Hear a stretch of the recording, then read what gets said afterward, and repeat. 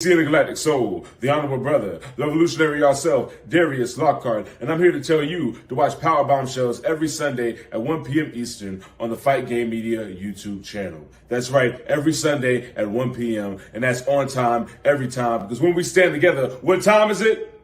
That's right, it's nation time. Hey everybody, welcome to episode 115 of Powerbombshells. I am Sam, that is Mel.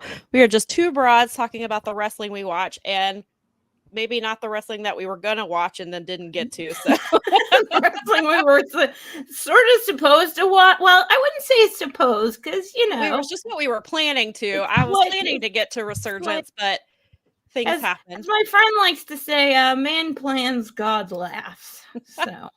Yes, that's exactly what happened yesterday, because we had like a family function yesterday, and then we came home and Miley was sick, and then I was on Collision and Rampage coverage, and Miley was still struggling a little bit.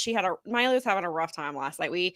At one point we thought maybe we were gonna have to take her to the emergency vet, but she didn't feel good, and she couldn't get comfortable. She was really restless. Like one time I'd moved to the couch, and I was sitting in a chair, and she kept trying to go behind the chair, and I was like, please don't throw up behind the chair. And so I moved to the couch, and she like tried to climb on me while I was typing, and so Nikki like had to come get her, and it was just, then she looked at me like, how dare you work instead of babying me? So Nikki had to baby her, and so we were just like, we were like, well, maybe we'll just wait. And we kept saying, well, we'll start Resurgence. And then it was like midnight. And I was like, why don't we just watch? So we were going to try to watch the pre-show. And it's not like, because it's on World. So it's not like when it was on Triller, you could just watch the pre-show on Triller for free. So we thought we'd be able to watch the pre-show. No, you have to purchase it. And I actually completely forgot about purchasing it. And it was just a mess. And so we ended up watching BOSJ. So.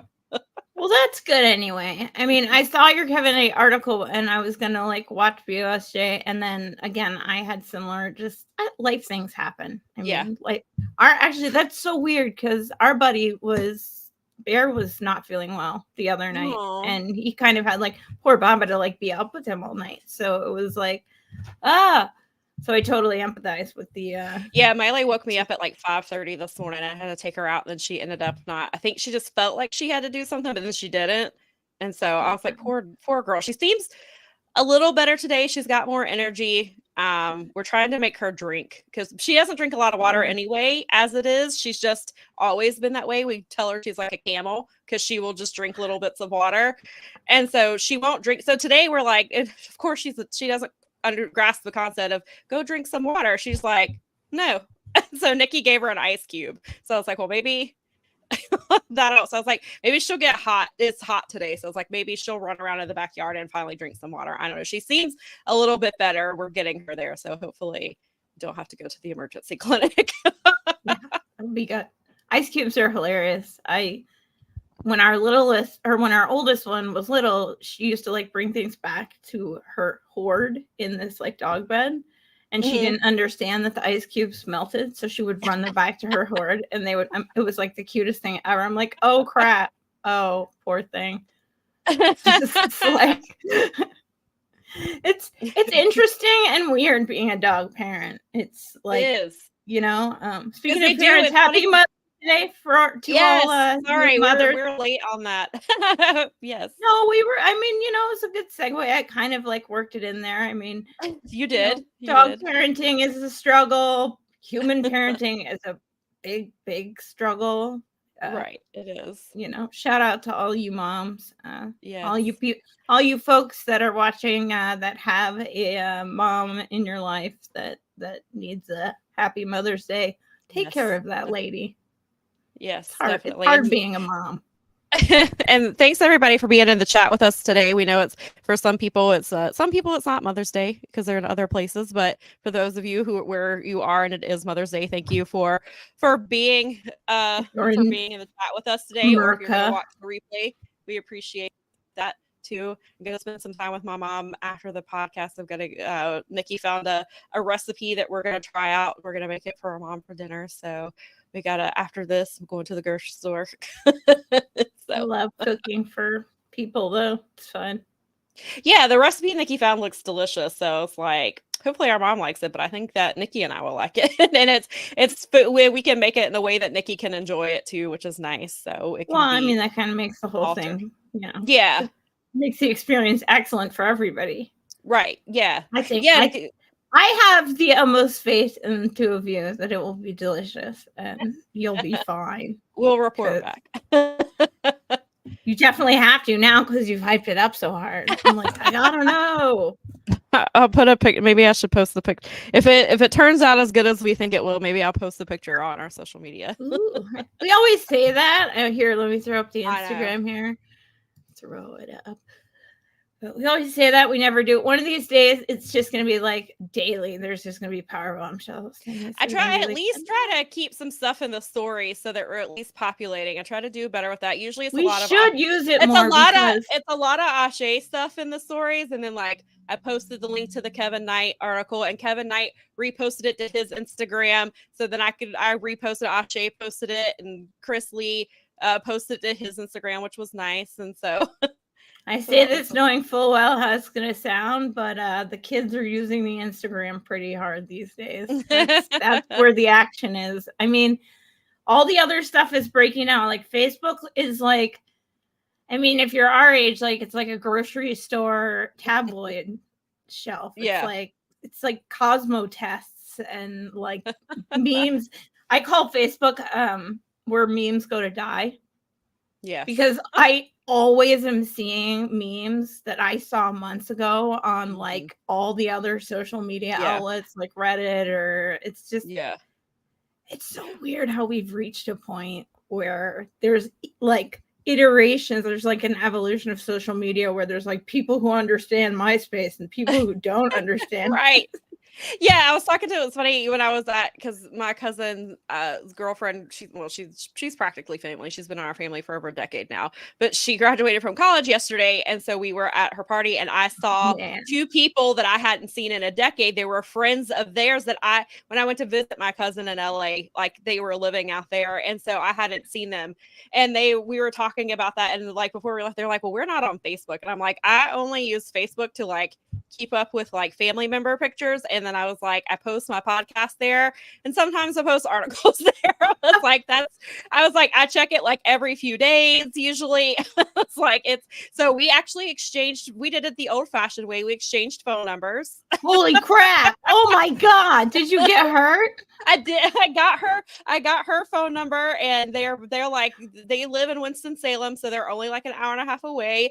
So they're like, if you want to come up one Saturday, because she works at a museum, she was like, there's beautiful gardens. She was like, just shoot me a text and like we'll meet up or something. So I was like, look at that, the old-fashioned way, like pre-social media.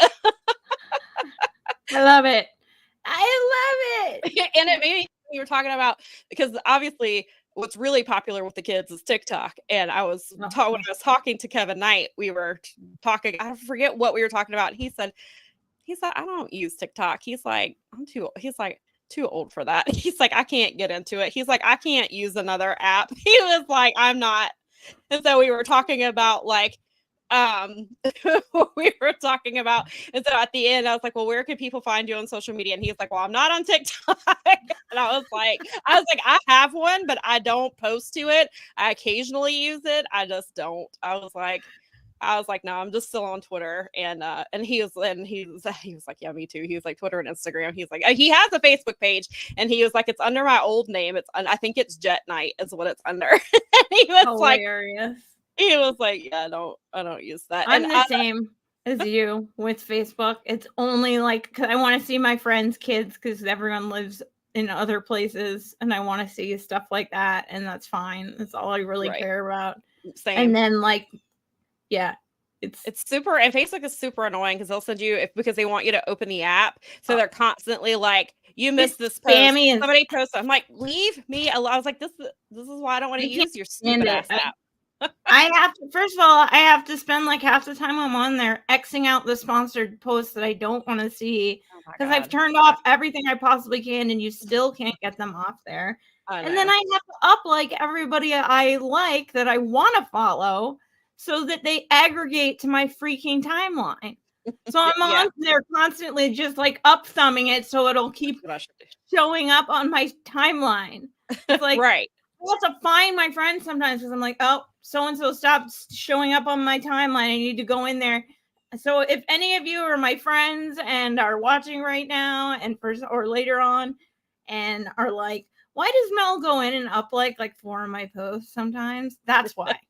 It's because Facebook's algorithm is that algorithm sucks. And it'll it's show me stuff from like a week ago. And like, my God, I don't want to see things from a week ago. Brad asked if I got their number to text or to call. Oh, to text. So it's texting, texting is the ultimate. Not to call. I mean, I will call if I have to, but no, to text. Calling is like really specific stuff that you have to explain.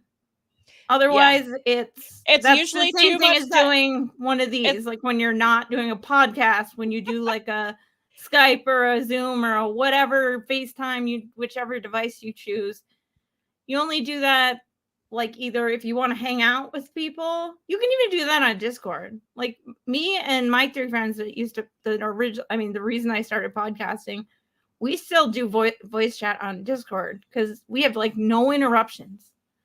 Yeah, it's so amazing. Nowadays you can record off of Discord, and if we were doing that still, I would just do that. But it's like, yeah, it's a crazy thing. It's just so crazy that But yes, no, it's texting is, I think that's the way that most people like to. Yeah, because you can generally pick it up when you can't, like, especially if people are texting me during the day and I know, or I'm texting them and I know that they're working or whatever, then it's like, hey, they'll just answer me when they get a second, usually. And so I don't call unless, and usually if I get a call, they'll be like, hey, I'm going to call because it's too much to text. Sometimes it'll be things like that, especially if it's like a family situation or things like that. Sometimes they'll be like, hey, this is too much to text. I'm just going to call you and usually they're nice and like, can I call you now? And because I got to tell you, or can I call you later? Because it's too much to text. And so that's about the only time. We also follow a similar sort of courtesy. Yeah, I was like, I'll probably call, because it's Mother's Day, I'll probably call my Nana in a little bit. So yeah, I will call. But I was like, I don't know, the other grandkids might be doing something with her. So I might have to text her first and be like, are you at home? Are you with one of the other grandkids? There's a lot of us, I know. There is. Nikki said, going back to the Kevin Knight interview, Nikki said she may or may not have told Kevin Knight that she loved you. I can or cannot confirm. I mean, because he was talking about, because Kushida replaced Yo in BOSJ. I may or may not be okay with that. And he gave a nice little shout out to Yo while we were talking, and it was really cool. I'm really happy with the way that interview turned out. We talked for like 10 minutes and it felt like 5. Like, I was so surprised because like the show was getting close to starting and then it ended up getting pushed back 30 minutes. But like at the time we didn't know that, so was trying to get him out of there so he could go do his thing. And then I was like, Nikki was like, you're gonna have to, because I love doing the interviews, but then transcribing them takes forever because I usually have to rewind because I'll miss something, or sometimes it's hard to understand them, especially because the DJ was playing. We were out in like the concourse area, but the DJ was so loud that like it was hard to hear, and so you have to like rewind stuff to listen. But Nikki was like, your interview with him was like 10 minutes, and I was like, no, it wasn't. And she was like, yeah, and I was like, it felt like 5 minutes. Like, he was just so great to talk to, and he just gave really great answers. I mean, they all did, but I don't know, he was just really easy to talk to. I was really happy with the way that turned out. So if you have not got a chance, I posted it on Friday, and I shared it. Stephen Conway was nice enough to share it as well.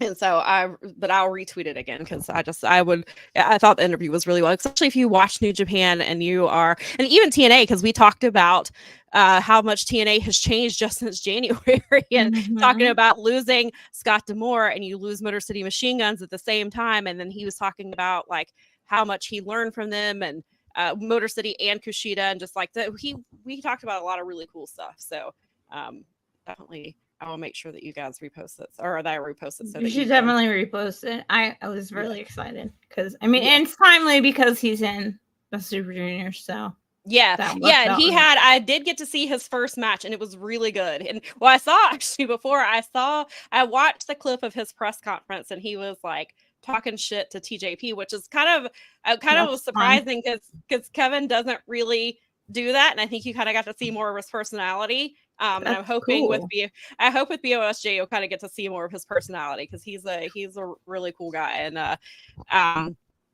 but yeah, so I watched the press conference, and then it set up his match with TJP because that's who he wrestled first. And then his second match, he's facing oh crap, who was it? It was somebody really good. I have somebody really good that I was like, oh, this match is going to be great, and I just blanked on who it was. But yeah, I'm not going to be any help. That Kevin said that Yo was very funny. Oh, good. Yeah, he said that he brings the vibe, and he's very stylish, and he said he was gonna miss Yo backstage because he said he's always really fun to talk to. But yeah, so I did see. So I'll go back to Brad's comment because I saw it. He said that he doesn't usually order the West Coast New Japan shows due to it starting so late, but it ended up he ended up staying late to watch the live Stardom show. Yeah, I saw that's kind of how I was following along. I saw Brad talking about it, Lyric was talking about it, Jeremy was talking about it, and so I was kind of following with them. And then one of my followers was at the show where we follow each other, so he was there, and he told me he saw my tweet about how I didn't get to watch it, and he was like, it was a lot of fun. He was like, definitely watch it when you get a chance. And I was like, yeah, I was like, hopefully we can. So I was like, I guess we can talk a little bit about it. We can pop up a spoiler thing if we need to. What time did it start? Or we can get to it a little bit after the first part, because there's some more important stuff we got to get to. I think it was 11 Eastern. So it was after Collision ended and Rampage. It was the Collision, because last night was Collision and Rampage, and I was covering. Right. And I was like, when are these damn playoffs in? Because Rampage and Collision's 3 hours next week too. I know. Yeah. And next week I have to, because the girl who normally does live coverage for Raw and SmackDown is going to be doing live coverage of the Blood Money pay-per-view and Double or Nothing in 2 weeks. So they're like, can you give her a break? Will you fill in, since you do the live coverage? Will you do live coverage of Raw and SmackDown? And I was like, I guess. I mean, at least they have like that much. They're like, we really appreciate you. You do a good job. Like, I know it's more work, and that like it kind. The problem is like there's so much to watch, but there's also like, and then you're doing live coverage, and I mean, yeah. So again, at least you're getting paid. It's not like right. This is true. This is true. I mean, yeah, because I did live. I was on live coverage for. Was it Raw 2? No, was it SmackDown?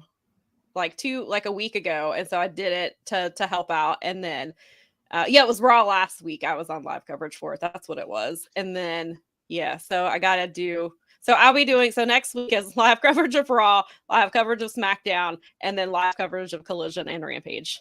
I mean, I'm sure it'll come back around. And if it doesn't, you can go find another place to hang. Yeah, no, I appreciate it. I really don't mind doing it. I was like, it's fine. I was like, I got to watch it anyway because I'm here anyway. So I was like, at least with their pacing is a little bit different. So they take a lot of commercial breaks in between things. So it's not as like fast paced as Collision is. And even though Collision's kind of slowed down, but I think part of it is because they're doing Collision and Rampage together. So they but last night though felt like it was just constantly something happening with Collision, because they were announcing matches like that were not announced ahead of time. Like Brian Keith had a match last night. And James Drake, which I was super excited about. Mm-hmm. And then Daniel Garcia had a match that was not announced. And then if you were on Twitter last night, then you probably saw that after Daniel Garcia's match, some idiot fan jumped into the ring and got tackled immediately by security and Bryce Remsburg. And people were like, did he tear his quad when he got into the ring? Because they were like, a lot of people look like he injured it. So it looked like he injured himself as soon as he jumped in the ring. And I was like, well, that's kind of what he gets. It's like, I mean, you know what? First of all, there myth busted. Ring security can be effective. Right. Yeah. And also shout out to Bryce Remsburg for also being like a hero in that situation. Yeah, like he was. Yeah, somebody he doesn't need to do that. In fact, they like Bryce was usually on him. they usually, this is what I would say as someone who's like a manager, like in my past, like, and who lives with one, is that they usually tell employees, so talent, they would implore you to not engage. So a referee who is a talent, they would implore him to not engage with that and let security handle it.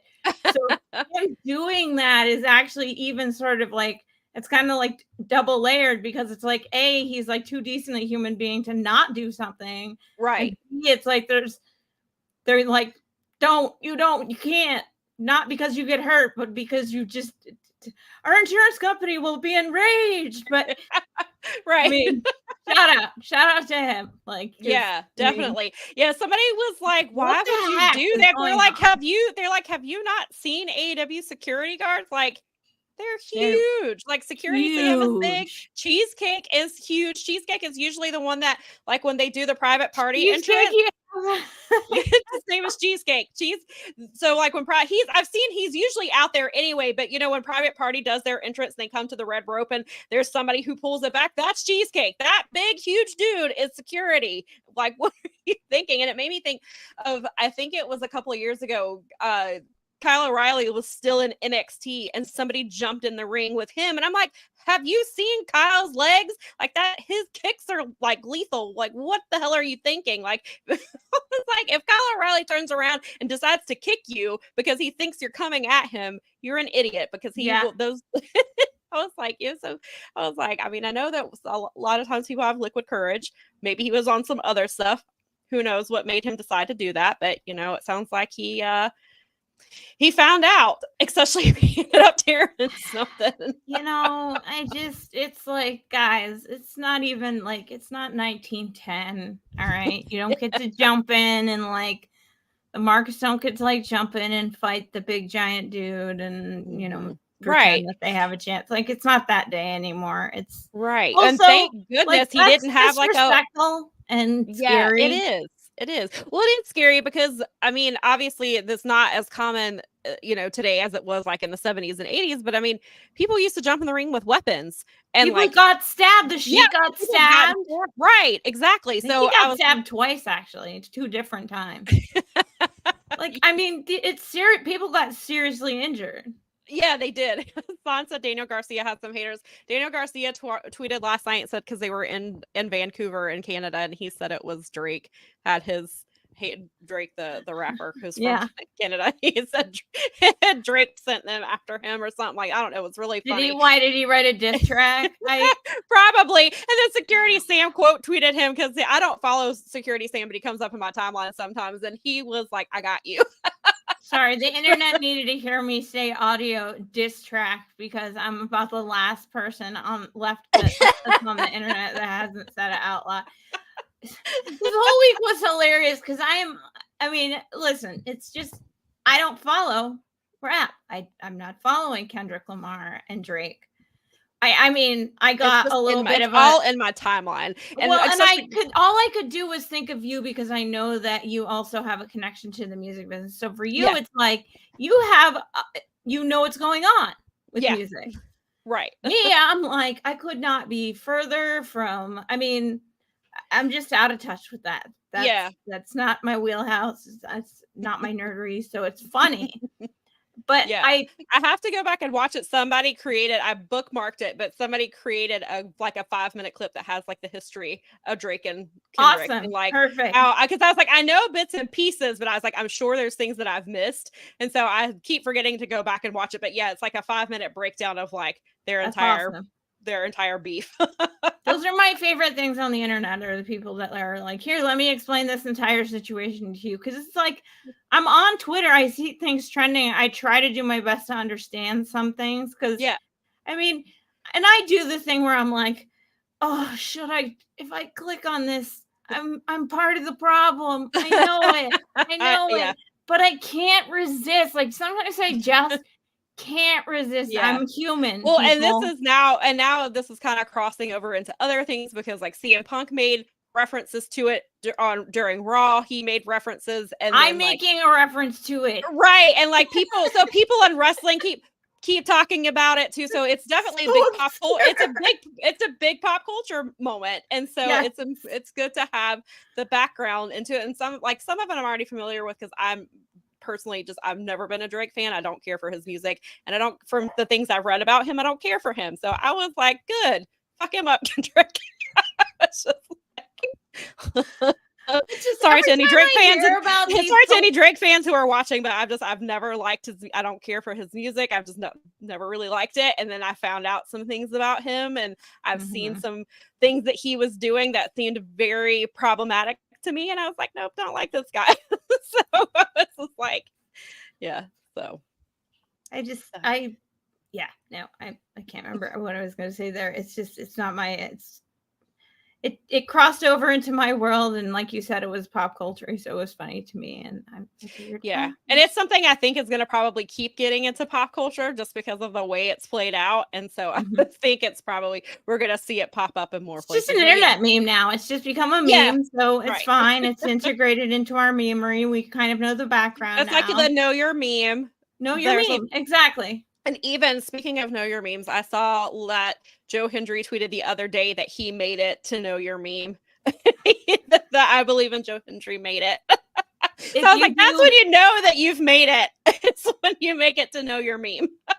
So you've got to listen. I mean, I know that there have been some things going on, but regardless. So yesterday, damn it, I meant to get his name. Bradley is his name, and I can't remember his last name. Jim Valley interviewed a Scottish historian who saw something about it. Yeah. He interviewed a Scottish historian who runs the Scottish Wrestling Museum, and he talked to him because he was talking about Drew McIntyre and about Joe Hendry and about it was like three main people that were like, he's like, Scotland is having a moment right now. Yeah. And they had a fantastic conversation about like World of Sport. I mean, you know me, because I love like that, because that is where my friend is from that got me into it. So that's some of the first stuff he introduced me to. And I read the book, the wrestling by, that's a whole book about it.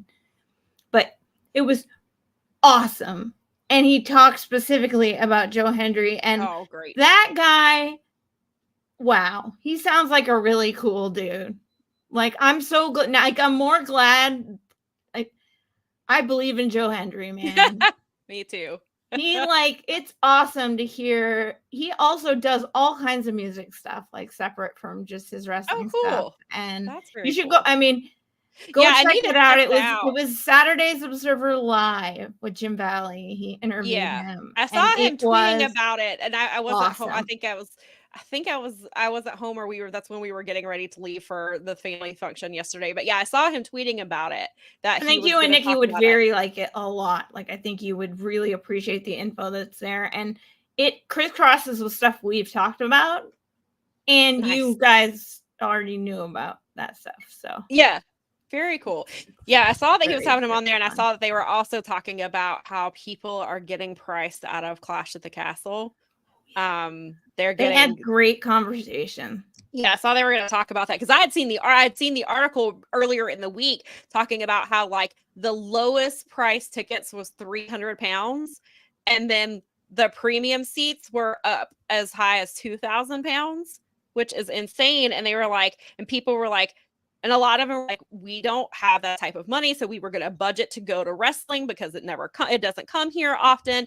And like one guy I talked to, like his dad is in like poor health, and he was like, so me and my dad and my cousin were gonna go, and he was like, there's just no way that he was like, it was gonna be £900 for the three of us, and he was like, and the seats weren't even that great. And so you see, because we talked about Wembley and how people were being priced out of Wembley, and then you see it even here in the States, like people are getting priced out of stuff. And we talked about how I have learned to turn off the filters when buying tickets, because that's what was driving the prices up. But if you turn off all the filters, that's where you can find the more affordable tickets. But it's just in the industry as a whole. And I mean, you could even go into the entertainment industry as a whole, because concerts are ridiculously expensive. Yeah, the dynamic pricing, and it's terrible. And so, so this is a thing that keeps coming up in the wrestling business, obviously.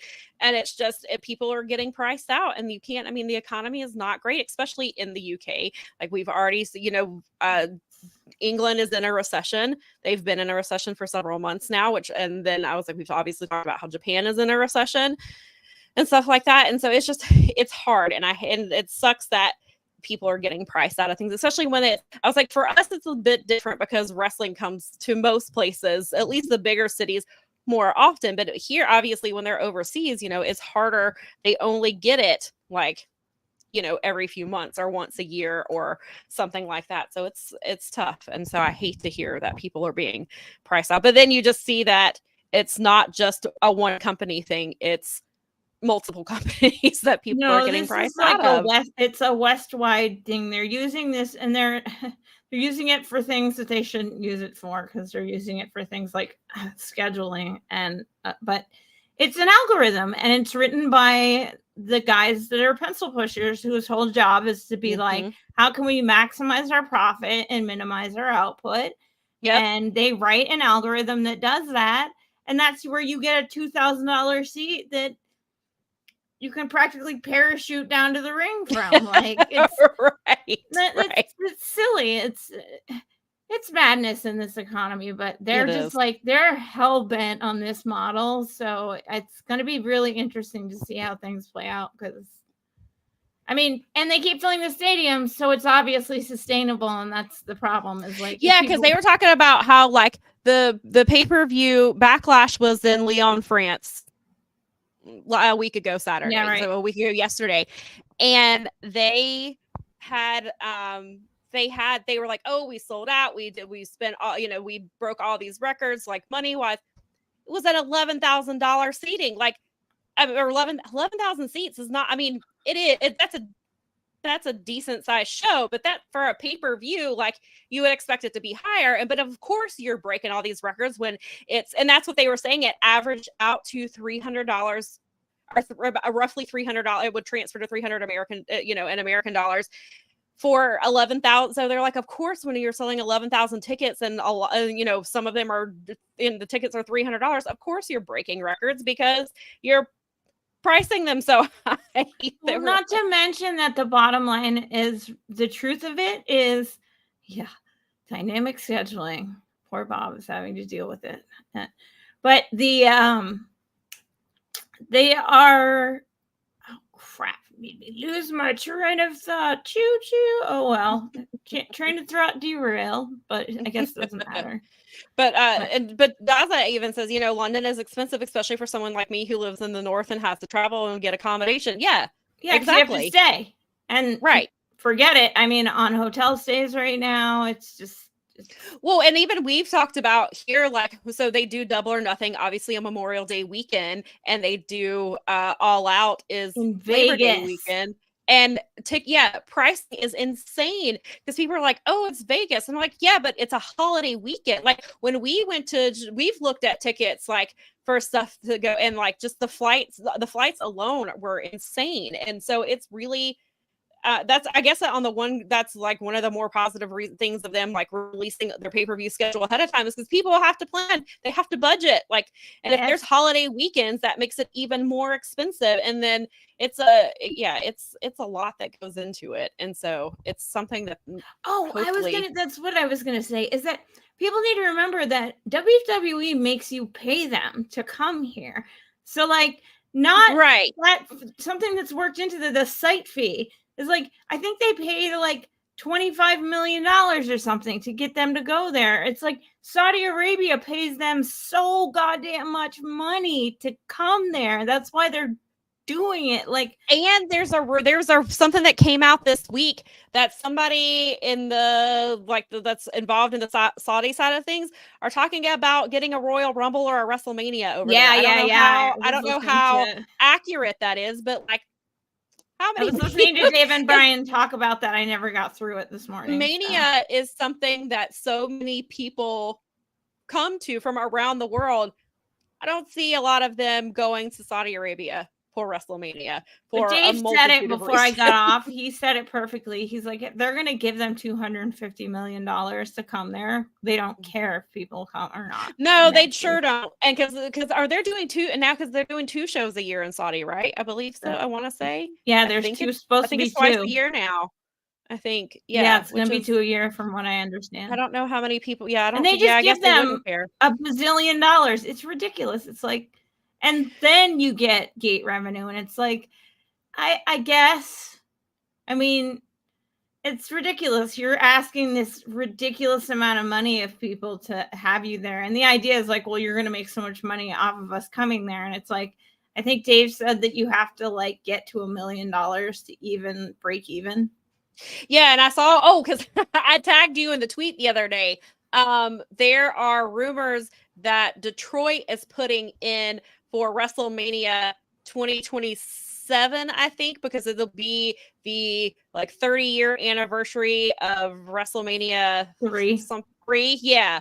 And so it was at the Pontiac Silverdome. So that yeah. So I was joking with Mel that Tony needs to hurry up and book a pay-per-view in Detroit, or WWE will be back before. And you'll love this. So I was watching my noon news because I wanted a weather report, and the lady that reported that was from my local station that I tend to watch, and she was like, "Yeah, I tweeted that, or I put that out on social media, and I got quite a response." Yeah. And I was like, "Oh, she meant wrestling Twitter." I could just tell by the way she said it. She was like, there was quite a response, but it turns out that they talked to WWE, and WWE, they said that they're not planning on returning at the moment. So that's really interesting because they love nostalgia and they love doing shit like that. So I'm surprised that I'm surprised too. I think it's already pegged for Minneapolis is where 27 is going to end up. Is they ended up offering more money. Detroit doesn't need WrestleMania right now. Not when we're being vetted for all-star games. And sure. Right. I mean, we just set the record for, not that, I mean, the nostalgia thing's cool, but it's like a cost thing. If they're going to charge our city like too much, then they can kind of stuff it, because there's a chance the Lions, I mean, there's a way, I don't want to say, I'm sorry, Lions fans, I don't want to give you trauma. There's a way outside chance your teams could potentially be successful at certain sports that would make things better for the entire city. And if that's the truth after giving such a good performance at the draft, I mean, WrestleMania is great and everything, but it's just not necessarily, and we can wait until 2030 or something, you know. Right. It just, I mean, it's so economics. It's when you get into that level, you're talking about like so much money, like the amount of money that's changing hands is like unthinkable for a normie like me. I'm like, yeah, Daza brings up a good point. He said you'd think they'd have a Mania in multiple sites, like one night in the US and one night in Saudi. I guess the logistics of it. That's potentially. There's the logistics of, because obviously going to any country, they have to get in there several days in advance to set up. They've got to have production, like all the crew they've got to have there. Plus you have to tear it all down. You have to get it back. You would have to spend someone ahead. But if they're paying them the obscene amounts of money they're paying them, then I could see that being a possibility. And then the other thing is talent. Which talent do you have in the US and which talent do you send to Saudi Arabia? And like, how would you? And then you have to run them as 2 separate nights, or do they have tied in things, even though the talent can't really make because that's and then there's also the timing, because obviously they are ahead of us, time zone wise. Yeah, that was the other thing I was going to say. What time do those Blood Money shows go up? They start at like noon here on the East Coast. It's generally noon, I think. Yeah, okay. Noon or 1. I think it's noon. So you would have Mania. So potentially, if you're doing night 1 somewhere on the East Coast, but they're talking about not doing Mania on the East Coast anymore because it was too cold this year and people complained about how cold it was. So now they're saying they're not going to do WrestleMania on the West Coast anymore. that they're gonna, unless it's domed, they're only gonna do. Well, I was gonna say they could are, fix the problem by not doing it outdoors. They could come to, for the reason that it would be good to do it here is Ford Field is a dome. So right. So say you do a pay-per-view, you do night one, you know, at its normal time. It's somewhere, just for this conversation, it's somewhere on the East Coast. And then you do it. And so it ends, you know, it starts at 7, ends around 11:30. Then you have to turn around and WrestleMania 2, day 2 starts at noon in Saudi Arabia. Which, I mean, it's not like it's impossible. And you just couldn't, you obviously, Daza said you'd have to have 2 crews, definitely. And you'd have to have some talent there ahead of time. Yeah, that's the thing. It was like some wrestlers work multiple nights, but obviously in this case they wouldn't be able to. Like you would have, if you're doing a bloodline, wrong, because you'd be like going to bed basically at 1 or 12, and then you'd literally have to get up and basically start WrestleMania immediately at noon the next day. And so then you'd have, God, and can you imagine? I guess if they did, and then all the Mania shows that are around that weekend, it would just obviously, and they're not going to Saudi Arabia to do. Somebody mentioned, somebody was joking about it, and they were like, "Can you imagine a WrestleMania show in Saudi Arabia and the indie shows in Saudi Arabia?" And they were calling it Effie's Big Redacted Brunch. Because that clearly show would not happen there, but it was when I heard the rumor about Mania in Detroit, my first thought was, oh, dope, this will be the best, because there's so many good venues around town. I was like, oh my God, I could go see Bloodsport. I could go see for the culture. Because all the stuff that goes around, I wouldn't even care about. Like, I might go to Mania, but that's where it's gotten to a point for a lot of people. They just don't go to Mania; they go to all the shows around, especially because Detroit's such a great city. There's so many good venues around here that all of those shows could play at. They're so good. I mean, GCW already plays at Harpo's. So. Yeah, and so then you get ticket, like the Collective they sell bundle packages where you can go to every single show, and the seats, like, and the people sit in the same seats for each show. So like that's your seat, and so you're there for you're there from the first show at 11 o'clock in the morning until the shows end at 1 o'clock the next night. Like they kick you out to set up the rings, and you go eat, do your thing, and then come back. But so there's all that's around. Yeah, no. When I heard the rumor, I was like, oh my God, for the culture. Right. Daza says the thing is WWE wouldn't care about the fans having to get up at 20 hours because of all the blood money flowing in. Yeah, of course. Fair enough. It would all be about appeasing the Saudi Arabia. The money. It's all about the money, honey. It would be all about pleasing the people who want it. And I have a feeling they would probably get their pick of who they wanted to come over.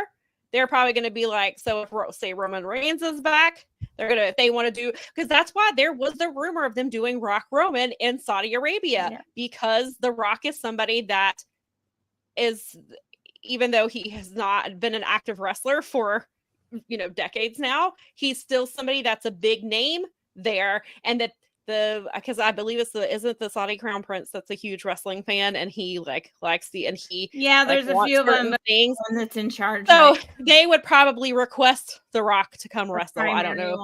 Yeah, so I could see. I mean, that's the other thing is I'm sure they'd have they'd be like, the one that had a guy murdered, a journalist murdered with a bone saw. Jamal Khashoggi. Mm-hmm. But whatever. Thank you. Yeah. David says I'm sorry, I have to call that shit out because I can't stand the fact I think this problem, David. We're if it's Saudi Arabia and they're going to pay the money, I would not be surprised. Dave said today, the part I did get through, because they were talking about it. Garrett only place I can see it happening. Garrett and Brian both asked Dave, and Dave was like, if they're willing to pay them enough money, they'll do anything they want. And he's like, that's just true. And that's a guy that knows people inside the company for better or worse. Like, he's like, if they pay them enough, they'll do anything they want to. Yeah, I don't necessarily see them going to like Australia or something like that.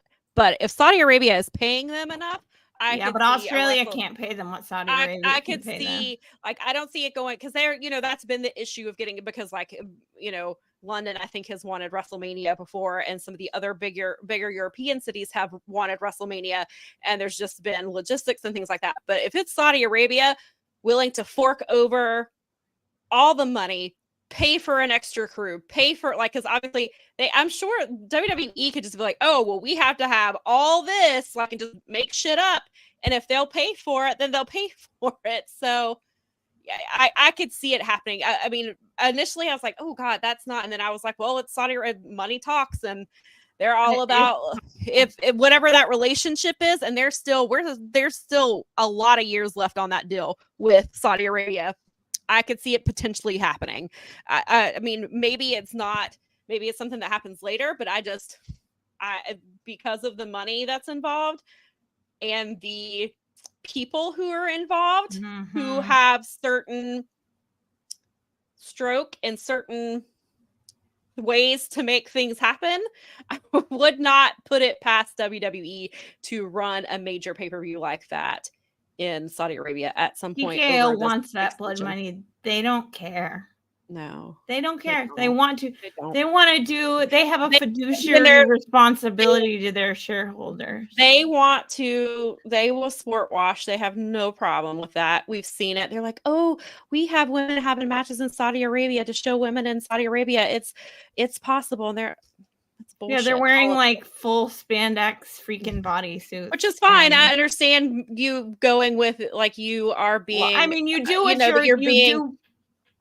what your customs are, right? You go, you're being respectful of their customs, but I mean, we know what's happened. We know that this is not the women wrestling in WWE is not helping women achieve equality in Saudi Arabia. No matter how much WWE wants to put little packages together and make Bianca Belair tell you that.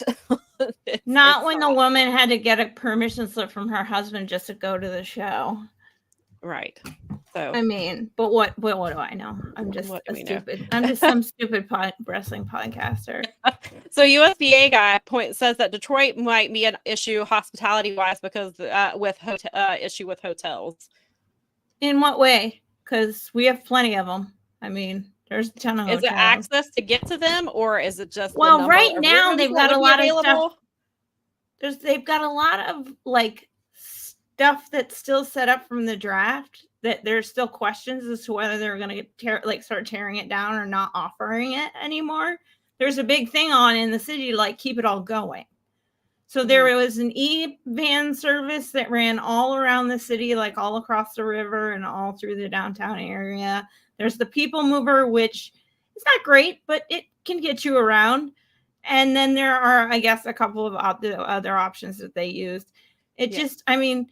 Only because like if you see like Motor City Casino has a hotel attached to it. We've just stayed at like multiple locations down there because Bob's company has a party every year. Right. So we've stayed at a few different hotels down there. There's the Pontchartrain one. I think it was by Wyndham, but that was like a great hotel. I would totally stay there again. It was right across from the TCF Center, which is it's like a big. It's where like Cobo Hall and Joe Louis Arena and stuff used to be. I mean, it's that part of town. So there's plenty of venues around town. Yeah. The only thing I would say is places like Harpo's. That I get because you probably wouldn't. I mean, I know Uber drivers would drop you off and everything, but like parking there would be weird but they have most of those places have secure parking now. Because they are in shadier parts of town, we'll say. I mean, you can't be stupid in a city like Detroit, but you can certainly it's not RoboCop and The Crow here anymore, folks. It's actually like it's more going back towards the current mayor is incredible. This guy has like rehabbed over like 1,200 houses. Instead of having developers come in and knock everything down, he's been taking the pre-existing structures and fixing those up. And this is like great. A historic city. Yeah, I was gonna say because people are quick to tear down things instead of preserving things. So this is what I love about this guy. He's like, that's his whole thing is giving people, if they want to fix up places, giving people grants. We have a whole bunch of new small businesses open down there. I can't say enough cool things. It's just a fun town. I don't know. I'm not sure that that's true. I think there'd be plenty of places to stay. Almost every city is going to have transportation issues. Like going to WrestleMania in New York City was the biggest nightmare of my life because you end up having to really go out to New Jersey where it took us longer than the show almost to get out of there. And it was like by the skin of our freaking teeth. We were going to be scaling fences and hopping over like roadways and things. Like we were prepared we were going to Mad Max that shit if we needed to. David brings up a point that he saw someone on Facebook suggesting St. Louis. St. Louis doesn't have the international flights that come in to host the WrestleMania. That's a huge thing people don't think about. We are a port. Well, that's good to know. But our airport was just named third best international airport in North America. Nice. So very cool. Very cool. I mean, I've got my Detroit banhammer I hear right now. I should have worn I need a 313 hat or something. There you do need a 313 hat. Jonathan said they could also use Hulk Hogan's time machine to transport the crews back and forth. I mean, that seems reasonable. Yeah, totally reasonable. You know what? With the way that they view reality, why would that not be part of the program? This is true. And they don't care that Hulk Hogan's problematic. They would be like, call up that Hulk Hogan guy. Call him up. Him and Ric Flair. Hall of Famer Hulk Hogan. Ric Flair, call up Ric Flair who's causing problems at the local pizza place that he's threatening to buy. Dude, like, have you nothing better to do than to bury small business? He has. God, it was killing me. He's like, I could put you over. Bro, it's a hotel, not a wrestler. I mean, it's a pizzeria, not pizza joint. I'm a pizzeria, not a wrestler. I'll put you over. People at pizzerias probably don't know what that reference means. They don't know what put you over means. So funny because as someone who is a former owner of a small pizza joint where we had like inflammatory guests, we'll say here and there that we had to remove. I was putting myself very much in the place of these people, knowing Ric Flair and his behaviors. And I was like, you know what? These people handle this exactly the way that they should have handled. That's like essentially exactly the way that we would have handled it too. And I even love that there was a dude in the restaurant that was undoubtedly a regular for he was like, I'll step outside with your dumbass. and then Rick was suddenly hard of hearing. What did you say? What'd you say? You heard him. Man said that man was like, I will take you out here. So, he's like, but like right on, ally, because it's like he knows the owners can't do anything. Yeah. But either he was a regular or just a good dude and was like, I'm your Huckleberry. Like, right. He definitely was like, you finish your shift. I'll take it outside with this old man who just had. A ridiculous story that was. There's some comments that I got to get to because our thing is a little. If you've watched this, you know that the chat is slow sometimes to go. And so definitely. So we have not moved on from you. I want to go back and read these comments. But since we're on the topic of Ric Flair, before this pizzeria story came out, like a few days before, he apparently said that in his final match, he actually did have a heart attack because, obviously, because when I read that, I was like, first of all, hopefully this means that nobody will let him wrestle anymore because he keeps trying to get physical. So hopefully they're like, no, you had a heart attack and didn't know it. So no. But secondly, I was like, wait, this man faked a heart attack in this match. But then also it turns out he had a legitimate heart attack in this match. So from what Rick is telling us, I don't think he's, Hogan obviously lies about everything. Rick, I think maybe telling the truth here. It's Ric Flair. We'll take it with a grain of salt. So Rick's story is that he went to his cardiologist and they were checking the calcium. And they were doing a stress test. Yes. Also. And they said, you have had a heart attack within the last 2 years.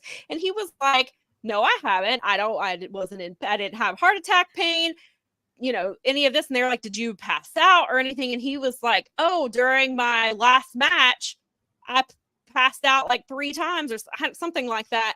And they think they're pretty positive that Ric Flair legitimately, so even in the same match that he faked a heart attack, he legitimately had a heart attack and did not realize. Which is the most Ric Flair story, one of the most Ric Flair stories, at least wrestling wise, as it is. My sister was like, "Calm down, Randy the Ram," and I was like, "Oh no, I definitely see if anybody's gonna go out like Randy the Ram, it's probably Ric Flair." Except that I think Randy the Ram was like a better person than Ric Flair. Yeah, I think so. He was a fictional character who was not like a better person. Yeah. Yeah. It's so weird too, because so they can run scans. So I just had a brain scan too for normal stuff, but to get like that, like you're totally fine. And they can run this sequence where they can see the entire history of it's just like, and I was like, oh, that's the same sequence they must have run on his heart is what they ran on my brain. Because what they can do is they run these sequences on the imaging that shows you the history of the organ. And so it will show you even if you didn't know it, if I had like a stroke for example, but I didn't know I had it, but there was some time where I had some weird feeling or whatever, and but it would show up on this sequence, on this imaging sequence, and it would always show up there whether I knew it or not, and it would always tell the doctor that. So I was like, oh my gosh, they did the same like tree ring study on his heart, and we're like, screw you, buddy. It's like my stuff's all the same and will always be there and is perfect. And it's like, bro, you had another heart attack. Yeah. So I was like, hopefully and the man, like, he got physical in Sting's last match. He got a little physical, and like clearly that's not where it happened. But like, so I'm like hoping. I was like, well, hopefully now that this is out in its public knowledge now, hopefully I don't think AEW will do anything. I think they have kind of regret what they have done, and so they don't bring him in, and I think they regret it, because if I was AEW's insurer, I would tell them NFW. But Ric Flair, there's some carny out there who would put Ric Flair in another match. And that is where you run the risk of a Randy the Ram situation happening. Because there is some carny who will be like, I can make money off of this, and then if Ric Flair dies in my ring, I can always be the promotion as this is the company where Ric Flair had a match and he turned in, and Randy the Ram became a real life story. Like, but there's some carny out there who would book it. I know. Who has they have no regard for his well-being whatsoever. They just want to bring people in, and there's a whole bunch of disgusting freak show marks that will totally pay for it. This is true. I did not. I didn't watch his last match because I was like, frankly, I didn't either. All this stuff. This is where all that stuff. I have a line.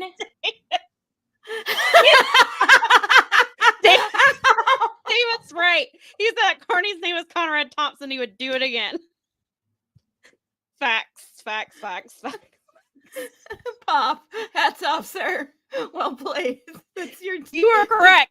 There's always somebody.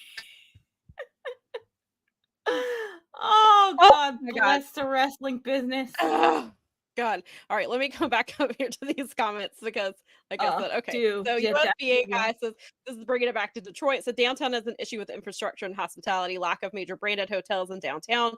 Detroit has the lowest amount of major branded hotels as a large city that can wreak havoc on a bid. Interesting. Okay, I'll have to look into that. Yeah, I guess if you're a citywide, like looking at that type of thing, that makes sense. I didn't know. I mean, that was what I was asking, is like from a hotel perspective. So that's good to that's good to know, because like when I went to what all goes into a bid, giant hotel. Yeah, and David also makes the point that the thing that would give me nightmares about attending a 2-night WrestleMania is getting there in and out and away, not to mention the concession cost 2 nights. Oh my God, yeah. I just was there the 2 I've been to were single nights because they were pre-pandemic. So right. I don't know now. Yeah, and I mean, because they can make so much money off of it, they're never going back to 1 night WrestleMania. Oh, it's always going to be. They're making way too much money off of it. They're making so much money. And they've got the sponsorships now. And they sponsor, made especially more when they money sponsor than every this damn one. match that there is. No, you're they're so right. never going back to 2-night. No. And now Endeavor is involved, and that's a whole They other have thing. a fiduciary responsibility, Sam. To their stockholders. Yeah, I've heard. They have other responsibilities to their stockholders, but we'll. All right. Wow, we were like an hour in and not on topic with anything we were gonna. Well, That's sort of. okay. We talked I mean, about. we We have a did few replace. We did replace the Resurgence talk with some BOSJ talk. So Yeah. that And some that's other talk. sort of there. Yeah. So And we that were will- engaging with our people who We have been were, so no. kind as to join us. And we No, I have appreciate the enjoyed this comments. conversation. I was not a planned conversation, but see, this is why we like having you guys in the chat, because then some things turn into this whole other thing, and Well, no, or we we gave get, you something to think about, because that is something to like look into. Yeah. If well, you're that's a good thing pitching because your you've town. had that outside perspective, and also then we have David who pops us very. Yes, hard that's with excellent. That was it was wonderful. great. Thank you. You guys guys are are great. Thank you all for being in the chat. And again, if you're not in the chat, we love you just as much. I know some people just Yeah, if you're like to watch watching and back, don't if you're like not to- in the chat, I have or to if you're watch watching back. live now and don't want to be involved, I get it. Some people just don't. That's perfectly fine. You're just as valuable. I We myself appreciate you tend to too. lurk most of the time. What's funny, the other day I finally got to catch speaking of Strong Style live for the first time in a few weeks. And so I was gonna say hey, and then I was like, well, I'll wait to chime in. And so I'm listening, and I was also still like doing my day job too, because I had it pulled up on my laptop, and then I was like, it's been like 20 minutes and I haven't said anything. So and I told them, I was like, I was like 8 or 9 minutes late because I wasn't paying attention to the time. And I was like, I got here late, but I've been here and I was waiting to chime in, and now it's been 20 minutes. So it's like I listened back, and what's funny about that is, again, I listened back. So I laughed when you chimed in. I was like, oh, there she was. I knew she's better than me about it. I don't, because I wanted to hear their Dontaku reviews and stuff. So Yeah, I and actually was listening to them. yeah, and so I I generally try to be in there live, and they're usually still on when ROH starts. So generally I will watch on my work computer, and then when ROH starts, I will watch on the laptop I'm currently using. That way I can listen to the end of their show and start ROH at the same time. So, but yeah, and I've not been good about it lately, because usually things have come up, or whatever. And so I was like, or I'll just plain forget. Like I'll just be like, oh, and it's always, I'm like, oh, ROH is on. I'm like, oh my God, ROH is on. It means Speaking of Strong Style was on, and I completely forgot. And I was like, and I hate it, because I'll remember like all day Wednesday, or I'll remember earlier in the day on Thursday. I'm like, oh, tonight, Speaking of Strong Style later. That's me. And then it'll be 7 o'clock. And I'm like, what the hell? I'm like, sorry about right that. there. You just nailed it. I'm always like, okay, it's Thursday. Remember, 5:30. Right. Like Bob usually isn't quite home from, although he does but I can still listen while I'm doing like dinner on Thursday. Like it's usually right in that, it's a good sweet spot. And I always forget. I'm so bad.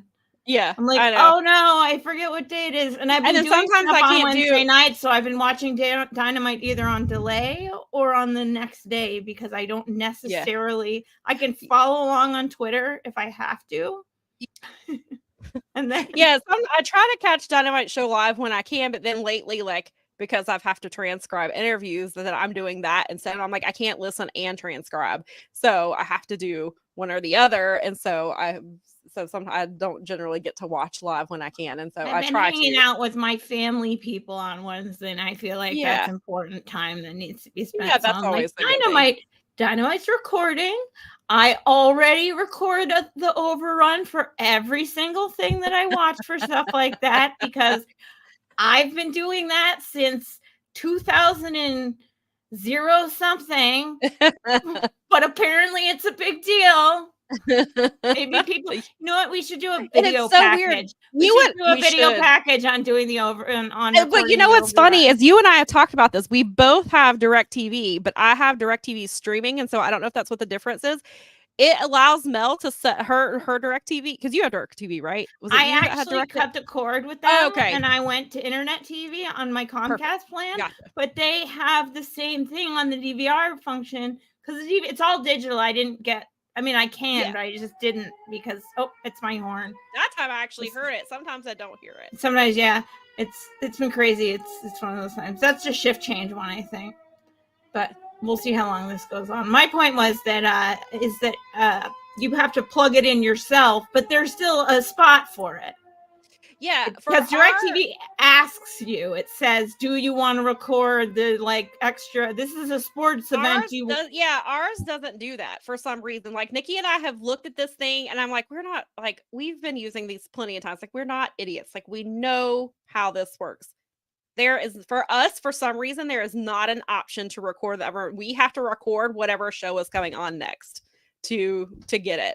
It does not give us that option because we used to have it when we used to have is it Time Warner? No, what did we have before? Whatever we had before, I can't explain to what we switched from, but we had it. And I've talked about this before, the main reason we still carry it is because that's the only way I can watch baseball because I get blacked out if I go through. If there's any internet things, I will get blacked out. And now the channel that shows the Braves, they filed for bankruptcy. It's Bally Sports, and so now they're not shown in.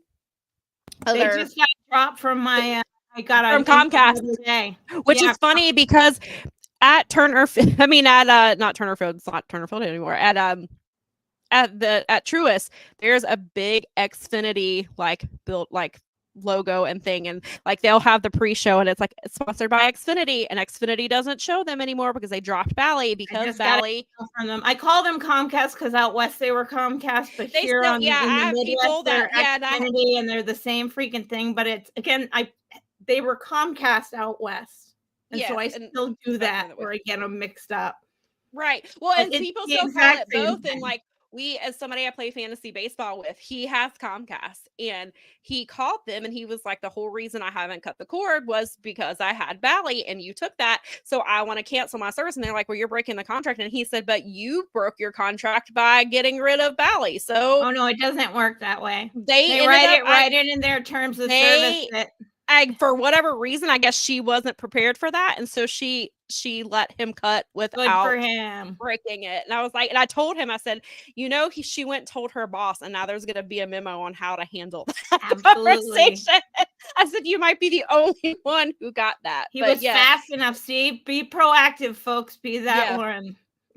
Yeah. So so half of my timeline is they respond to Bally Sports, and they're like, I can't see your game. And I'm like, it's not the people running social media don't have anything to do with this. It's the parent company, but it's a mess.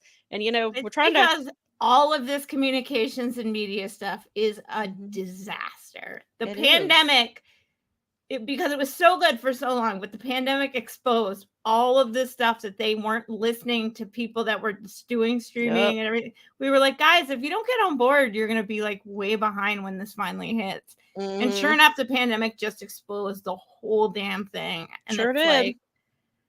Now it's so ridiculous. I had one of the guys over at the pub was just like, what should I invest in? And I'm like, media stocks, media rights specifically. Right. Everyone is buying. I told Bob, I'm like, we're going to start seeing that movie that we saw when we were 8 years old that we've never been able to find because some company right now is out there searching around, buying up media rights, and they're going to find it. And we'll finally know the name of that movie you've been waiting 40 years to figure out. Yeah. And I can't wait because it's hilarious because they're out there scouring remember in the 90s and the early it was the 90s especially how much, but in the 80s too was VHS, but there was they were just pummeling us with anything they could find to put on cable. Anything they could find. Right. Old stuff, new stuff, it didn't matter. Yeah. You're old enough to have lived through it. You are at least old enough to have watched a bunch of random crap from the 50s. Just because they were like, we got to put something in the 11:30 on Thursday morning at a half hour. Yeah, exactly. Before grandma's programs start. That's right. And young, not just grandma, ours too. Yes, screw the format. That's exactly what we've done today so far. Daza wants to talk about the Transformers cartoon movie trailer. I have not seen that, so I cannot weigh in on this conversation. Is there a new? Oh, I missed it. There's a new. I'm assuming yes, that's what that means. Maybe because the original the Transformers movie. I'm lukewarm on that movie. I saw the first one and I didn't care. No, I mean the cartoon movie from the way cartoon back in the day. Yeah, I can't remember. I don't remember the movie as I know I watched it because I used to watch Transformers. I had Transformers. I had Barbies and Transformers and Care Bears and My Little Ponies and G.I. Joe and probably too. Like I had all. I had most of what you're talking about. I didn't have the G.I. Joe, and I had to fight with my. I think my dad was a little worried about like my identity. And so, because he didn't know what to do with it. I mean, he was a well-meaning man. He just didn't know what to do with 2 daughters. I think he was a little confused. And so it was like, oh my God, she wants like the machines and not the like Barbies. And it's like, no, I want both. Like I want both. No, it was like that was the thing. I want both. It was like that. Yeah, I had. So I got GoBots, and I liked GoBots because their leader one was a F-14, which I was in love with. I wanted to fly F-14s when I was that age. So John and we go back and forth over this. This is like a long time. He will like on random podcasts tell me that GoBots suck. I'll be watching like I'll be listening to one of his podcasts for the first time in forever, and it'll be like, and Mel, GoBots suck. And I'm just like, dude, let it go, all right? That was what I could get them to buy me because they bought me their little toy thing that they lived in, and it looked a lot like an AT-AT from the big walkers from Star Wars. Right. So I used to pretend that's what it was. Fantastic. But I also had the My Little Pony castle. I had the robots were sieging the castle quite a bit. Yeah, I had a Barbie mansion and a Barbie limo, and then I had like Jim. And like my cousin and I used to play She-Ra and He-Man, even though basically we were both She-Ra. We would get sticks and put them in the back of our shirts to use as swords to play She-Ra. And we play, but I'm pretty sure I had Teenage Mutant Ninja Turtle stuff because I watched that. Like, so I had everything. I love that show. I'm not a variety of everything is what I mean. Like there was always Strawberry Shortcakes. Yeah. And I love Rainbow Bright. Like, we had Care Bears, we had Popples. Yeah, yes. I love Care Bears, had Care Bears, had Popples. Wuzzles, yes. Cabbage Patch Kids. There you go. Pound Puppies. We're going way back. Yeah, had Pound Puppies. Nikki and I had those cupcake dolls, the ones that they look like they turned into they were scented, and you flipped the cupcake and it was the bottom of their dress. Yes. Oh my God, I forgot about those. Yes, Nikki and I had those too. We had Polly Pockets. My niece still does Polly Pockets. I'm excited that those are still around. She's really interesting though, because she's like, she likes like the furniture and the layout stuff. She likes to do she wanted the big Barbie dream house, but she like had like no Barbies. She just wanted the house because she like wanted to like put the furniture in the house. And I was like, oh, interesting, because my great grandfather actually used to build doll furniture. So I was like, oh, that's such a cool thread in our family where she like kind of has this like thing where she likes to pick that stuff out. So when she got the dollhouse, a lot of people were buying her Barbies. We were like, what kind of furniture should we buy her? Should we buy curtains? Right. So we helped furnish the dream house. There you go. So Daza says the 80s animated Transformer movie is awesome. He also says that there is a new there is a new Transformers animated film coming out with Prime Megatron and Bumblebee all young. Chris Hemsworth is doing one of the voices. That sounds vaguely familiar. I feel like I have heard something about that. I checked that out. Nikki said there's at least 2 movies I remember watching with Samantha, and I absolutely have no idea what they were called. Exactly. This is when Nikki knows. Yeah, so David said I would always want all the Barbie accessory shit when I was a kid, not necessarily dolls themselves, but like all the accessories. Yeah, they had some cool shit. They had so much cool stuff for Barbies. My friend and I would stand in the Barbie aisle for like ever and just look through all the different stuff they have. Yeah. It's amazing. I actually finally watched the Barbie movie because I have not gotten to it yet. Culturally relevant, and you know what? It's worthwhile. I really want to see it. We just we weren't going to the theater, and then I know a lot of people said it made them cry, and it was one of the last things. And Sunny saw it. We were just, I don't think we're ready. Yeah, I hear you. No, I feel like we're not. Get it. That's part of the reason we put off the Iron Claw, just because it's a really heavy thing, and then it's on HBO now. And so I still really want to see it, but it's just, we know how heavy it is, and there's just been a lot of heaviness in real life, and so we've just kind of put it off. And so we're like, do we just go ahead and I was like, we don't currently have HBO anyway, because we weren't watching stuff, and I mean, we had the stuff we were watching was finished, and they were the deal that I had ended, and it was jacked up, and I was like, let's just stop it for now. Well, when we talked about, we're just going to bring it back when Righteous Gemstone came back. Righteous Gemstone's come back on. I knew it. I am so grateful to you guys in Jim Valley for like insisting that show. I love that show. Oh my god! And they're already talking about like some of what they're going to do for season 4. Like they are looking. It came out last week that they are looking for skateboarders and Civil War reenactors, and I was like, oh my god, what are they doing? What are we gonna see? I can't, because Nikki and I have talked about, we're like, what Southern thing are they going to focus on? They've done wrestling, they've done NASCAR, they've done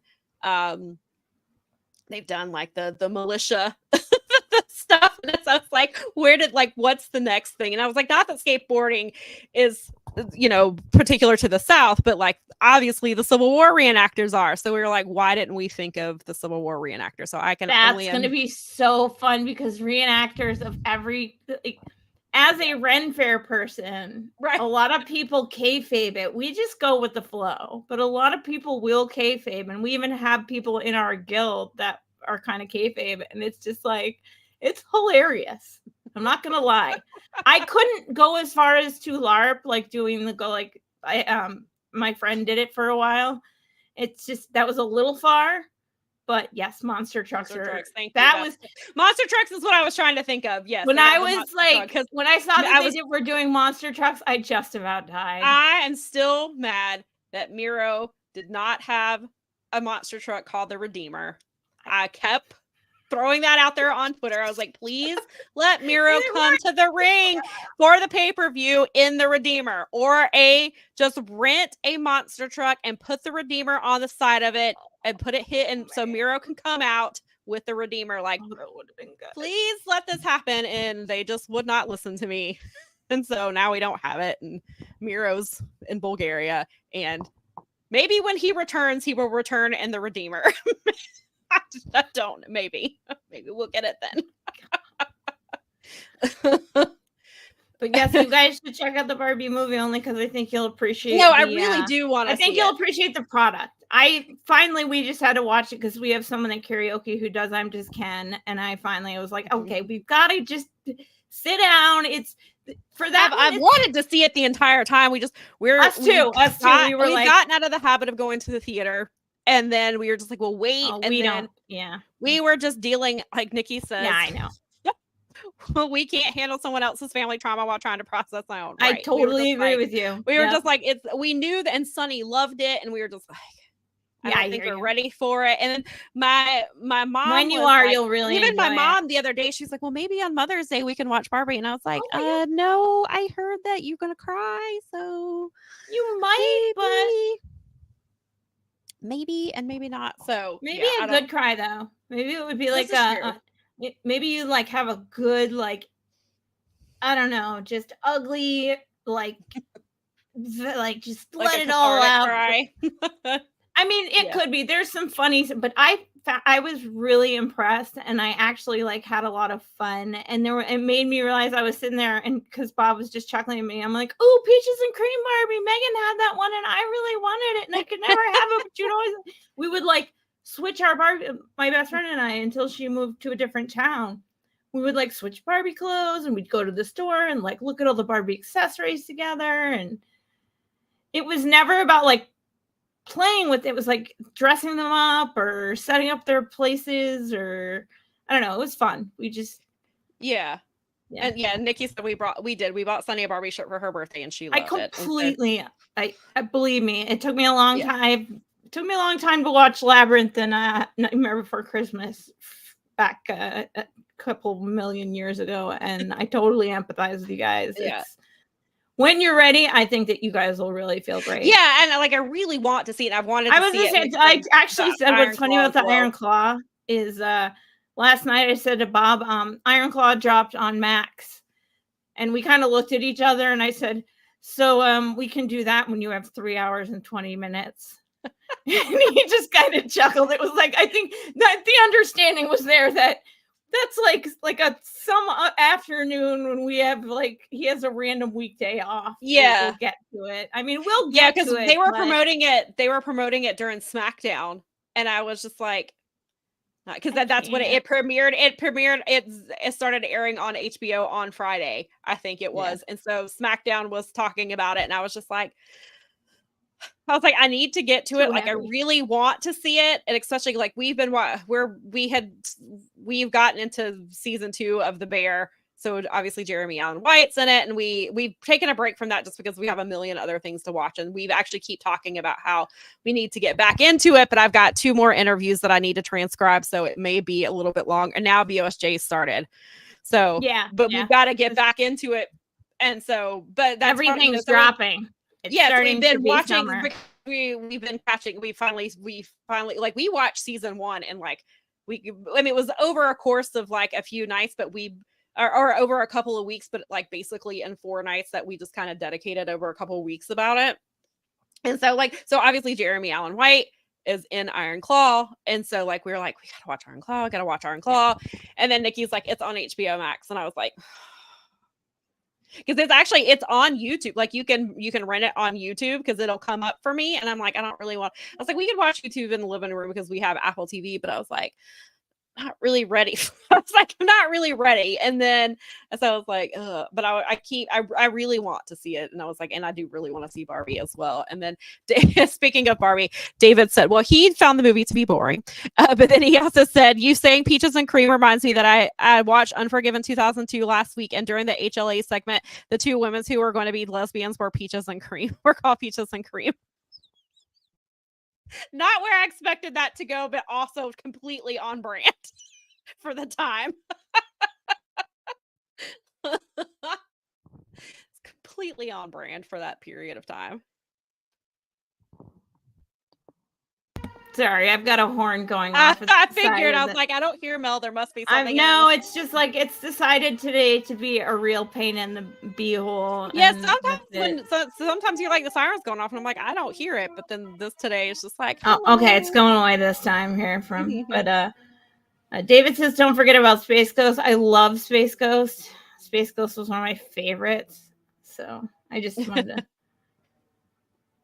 Yeah, Nikki said she keeps wanting to watch the new trailer for The Bear, and she has to tell herself no. Yeah, because we're only 4 episodes into season 2, so we still got. Oh my god, I can't wait for that. I'm like, The Boys is coming, and the next season of The Bear are coming, and I'm just like, oh no, G1's coming. You guys can't drop all this stuff at me at the same time. Yeah, I know. And I mean, I hate to tell it, but I'm really sorry, New Japan. But when season 3 of The Bear drops, that's my priority.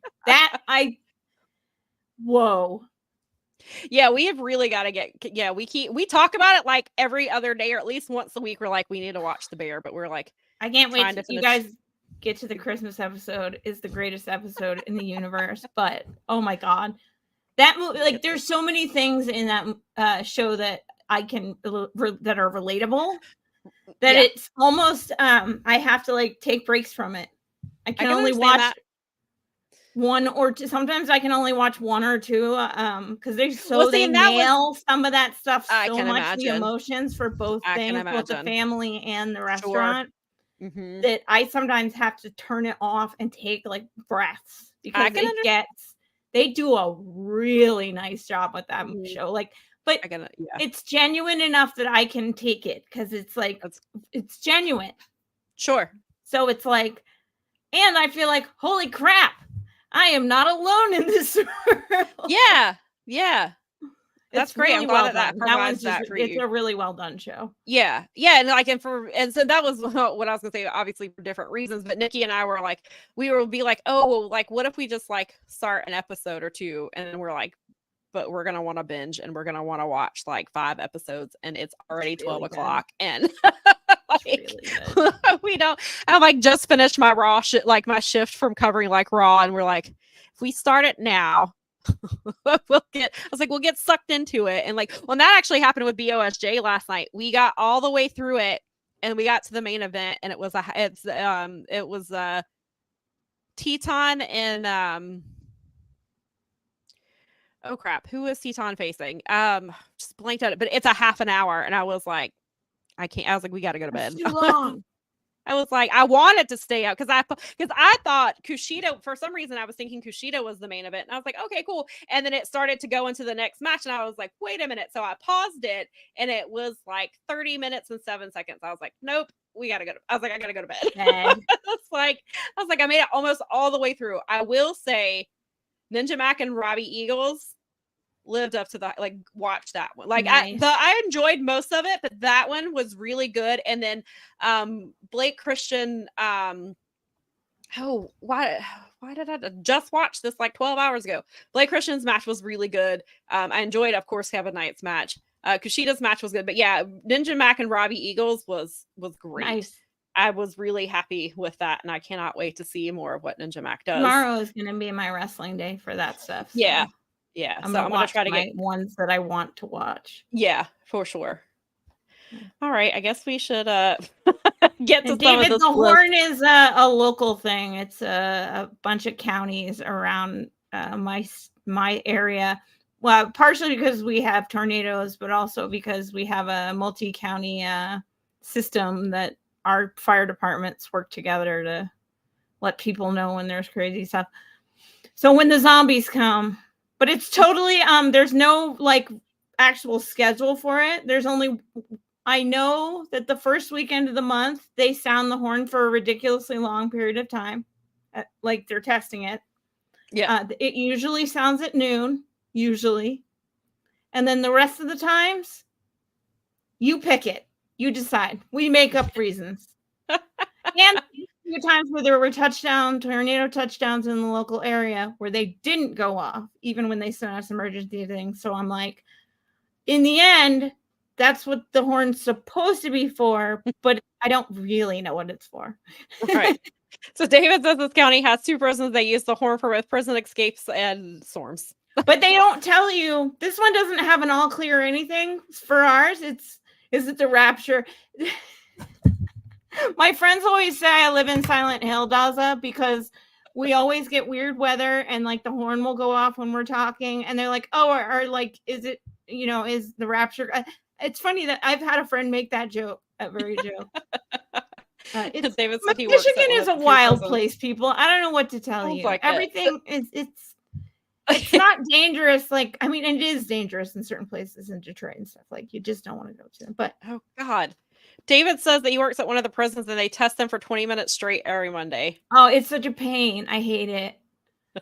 The only thing cute about it is that my the healer, the little one, well, he's not little, he's the younger one. When he's outside, he howls with it, which is adorable because we haven't had a dog that howled since our first dog that we had together.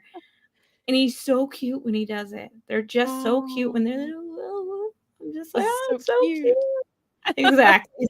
Man, Miley, most of our beagles, it's funny, our beagles have never had like some of the trademark beagle things, like where they don't howl. They don't really do the howling, but Miley I'm trying to remember, Nikki, if she's watching, if she's not babying Miley right now.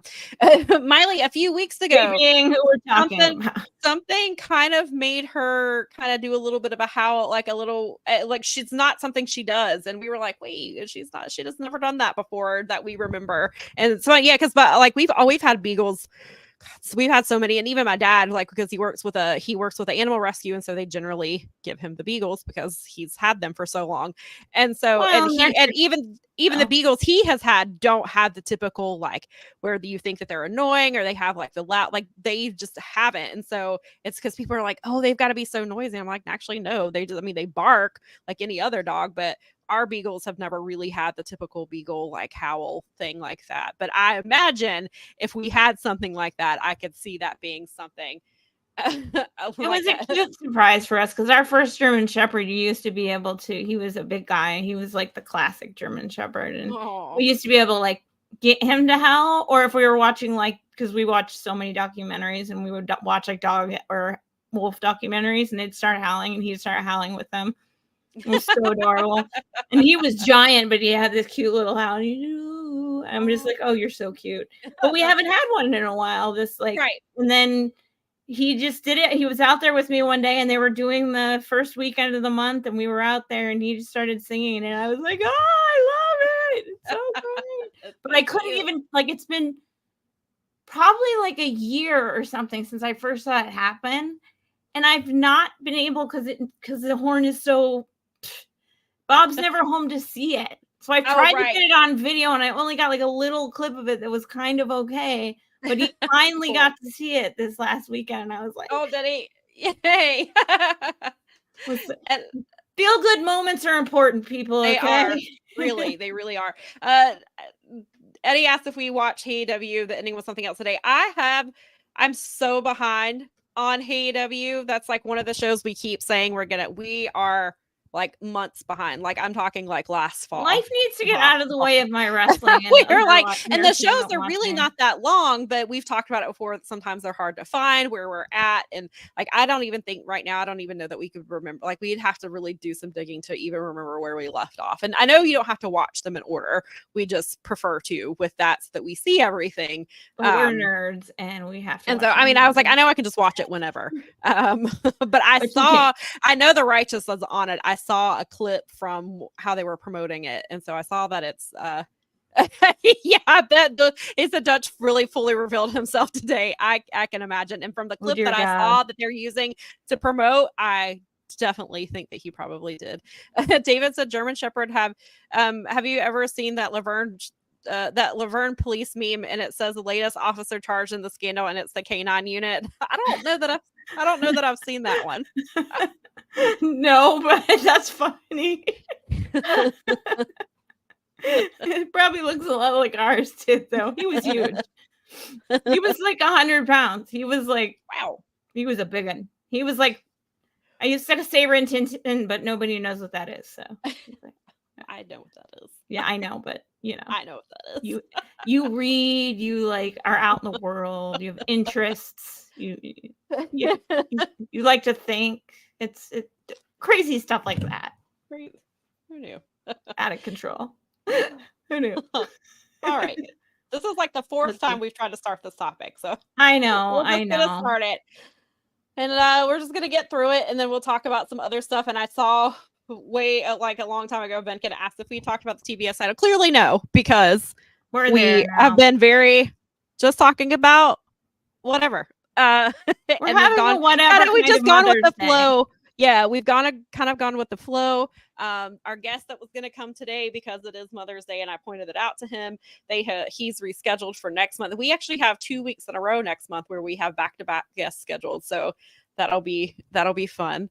But yeah, so we actually will we're going to bring you some quality content here. Yeah, so we actually will kind of have some discussion about the TBS championship when we get to this other topic. But first, we are going to start with the topic, instead of it being about Vince McMahon this week, but it still goes back to the things that Vince McMahon has taught, which we talked about before, how Vince McMahon has trained a lot of people to think about women a certain way, and also men. We've talked about that too. We've talked about body dysmorphia in wrestling, and a lot of it is because they were presented that wrestlers had to look a specific way, especially and that goes for male wrestlers as well, and that has led to body dysmorphia against from current wrestlers. There are wrestlers who talk about their body dysmorphia. Anthony Hendry has openly talked about it. Alex Shelley has talked about his body dysmorphia. other wrestlers have been open about it. And we had a conversation about this actually early on in our podcast. But we've talked about how because WWE was so, that's what people had access to, and that trained generations of fans to think of people a certain way, particularly when it comes to women, women who look a certain way, who dress a certain way, that is something that has emboldened a lot of people to think that they can disrespect women. And we saw that play out. And again, this is not just a WWE thing, but it just in the form of wrestling. And something that Mel and I talk about a lot is wrestling reflects reality. And we got that this week. And so there was at Dynamite on Wednesday, or following Dynamite, they had ROH tapings, and Skye Blue had a match, and apparently there was a fan in the front row who was just saying extremely vulgar things to her while also a child was present. The assumption is that it's his own child. Maybe I have Dave's. Maybe it's a family member or some sort. So there was a child present with these things, and so go ahead and do that. And I have it got to the point with whatever was being said that other fans tried to step in, and he continued. And then as soon as the match was over, Skye left extremely upset. And then Aubrey Edwards and Rachel Ellering, who I believe must have been her opponent, ran out of the ring. And from Rachel's own words, she tweeted and said, "The speed in which Ref Aubrey and I made it out of the ring last night post-match to get this creep kicked out was remarkable. Olympic medalist speeds. I have never in all caps in my career heard such vulgar things being said to a talent during a match. Sexual harassment is not heckling." Or and so, which has obviously been a topic as well, because a lot of people who probably felt called out by that decided that, well, he paid for his ticket, he can say whatever he wants. No, again, freedom of speech is not freedom of consequence. Thank you. Louder for the people in the back. That's not. You can't. No, you got it all. You covered it all. You nailed it. That's exactly what happened. Even the quote that she's straight up like, that's not okay. Mm-mm. And I mean, I'm glad that at least people reacted to it this time, where it was not okay, and people around this person were saying like, no. But the fact that it happened at all kind of perpetuates what we talk about a lot of the weeks here, where we're like, this is still happening. It is. It is. And yeah, I was actually going to bring this up too. Laurent said Saraya pointed out the same fan on Dynamite. Yeah, that was who we all, because even when I was telling, when I think they all were aware of him. It sounds very much like, but at one point you could, it said that you could, at one point you could hear the guy making the remarks on the audio recording because of the quietness of that. Yeah. And so, because Nikki and I talked, because even when we were watching Dynamite, Nikki pointed out that Saraya had turned around and was yelling at somebody, and she looked upset, like it didn't look like a friendly. It was an ROH, like that actually happened during the ROH taping, but he had been. This says so here that been she doing had stuff in Dynamite, out, which is why was he not thrown out during Dynamite? What was he? So I don't know if he felt emboldened, because he clearly, so during the match that Saraya was in, that match was Harley Cameron versus Mariah May, which both of those women, particularly Mariah May, gets a lot of things said at her because of how she looks. I mean, we've talked about Kevin Kelly has even said some things as far as, he's surprised that she can hit hard because she's pretty. So you have that kind of things coming as well. But so I don't know if what he was saying in Dynamite was annoying, like enough to get Saraya's attention, but not enough to get thrown out. And maybe did he feel emboldened, and that's why he said the things that he said, or just security does not give a shit and they just didn't kick him out? Like, if he was a problem when Saraya was out there, why wasn't he kicked out then and there? Like, why did it get to the point where this happened in ROH during the ROH tapings after the show? So that's definitely something. To the point where Rachel Ellering told him not to be such a pervert and to F off. That's how close Rachel Ellering got to him. Okay, see, yeah, right. And so Yeah, Nikki and I pointed this out too, that so Dynamite did start off with a guy on the opposite side of the ring pulling the woman's shirt and exposing her bra. That was literally 10 seconds into the broadcast because Nikki and I both saw it and we were like, what the fuck is this guy doing? But it was not that guy because where Saraya was at was the opposite side of the ring. So it was, if the same guy that was yelling at Skye Blue is the one Saraya was yelling at, he was on the opposite side of the ring from the guy in the front row who exposed the woman's shirt, the woman's bra. Like she, like literally, you know how camera pans at the audience at the very beginning of the show? He like literally, as soon as the camera got to him, reached over, pulled over her shirt, and exposed her bra. And Dave even makes the point that they do an announcement, and I've been at their shows, and this is true, but they make an announcement very explicitly, like Justin Roberts or whoever is doing the ring announcements about the fact that they won't tolerate this harassment, racism, sexual misconduct. Right. So, to your point, like, why wasn't this guy, if he was already, when Saraya said something, there should have been action made.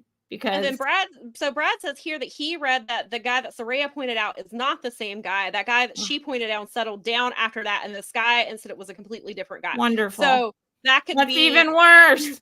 That there are multiple men out there doing wonderful. This. There's two dudes in there. There's two perverts at the show. Or maybe three. Maybe it's a third one. Maybe it's the guy who revealed the woman's bra, the one Saraya talked to, and maybe the Skye Blue person was neither one of these men. So that's they need to make examples of these people so that people understand that they're not going to tolerate that kind of behavior. To allow it to continue for that long, like you have to.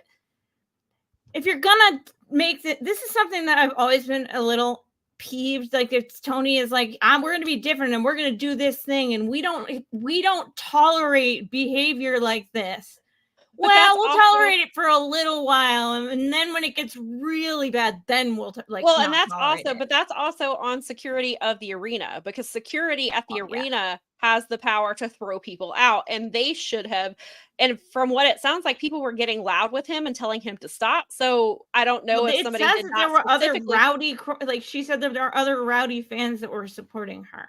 So. Right, and that's a difference. There's a difference between supporting and harassment. And it's not that. But it's not. It shouldn't be on. Like, listen. I mean, if we are sitting in a wrestling match, and we've even been near. I don't know what it is. Bob and I go to wrestling shows. There's almost always a fight breaks out somewhere near us.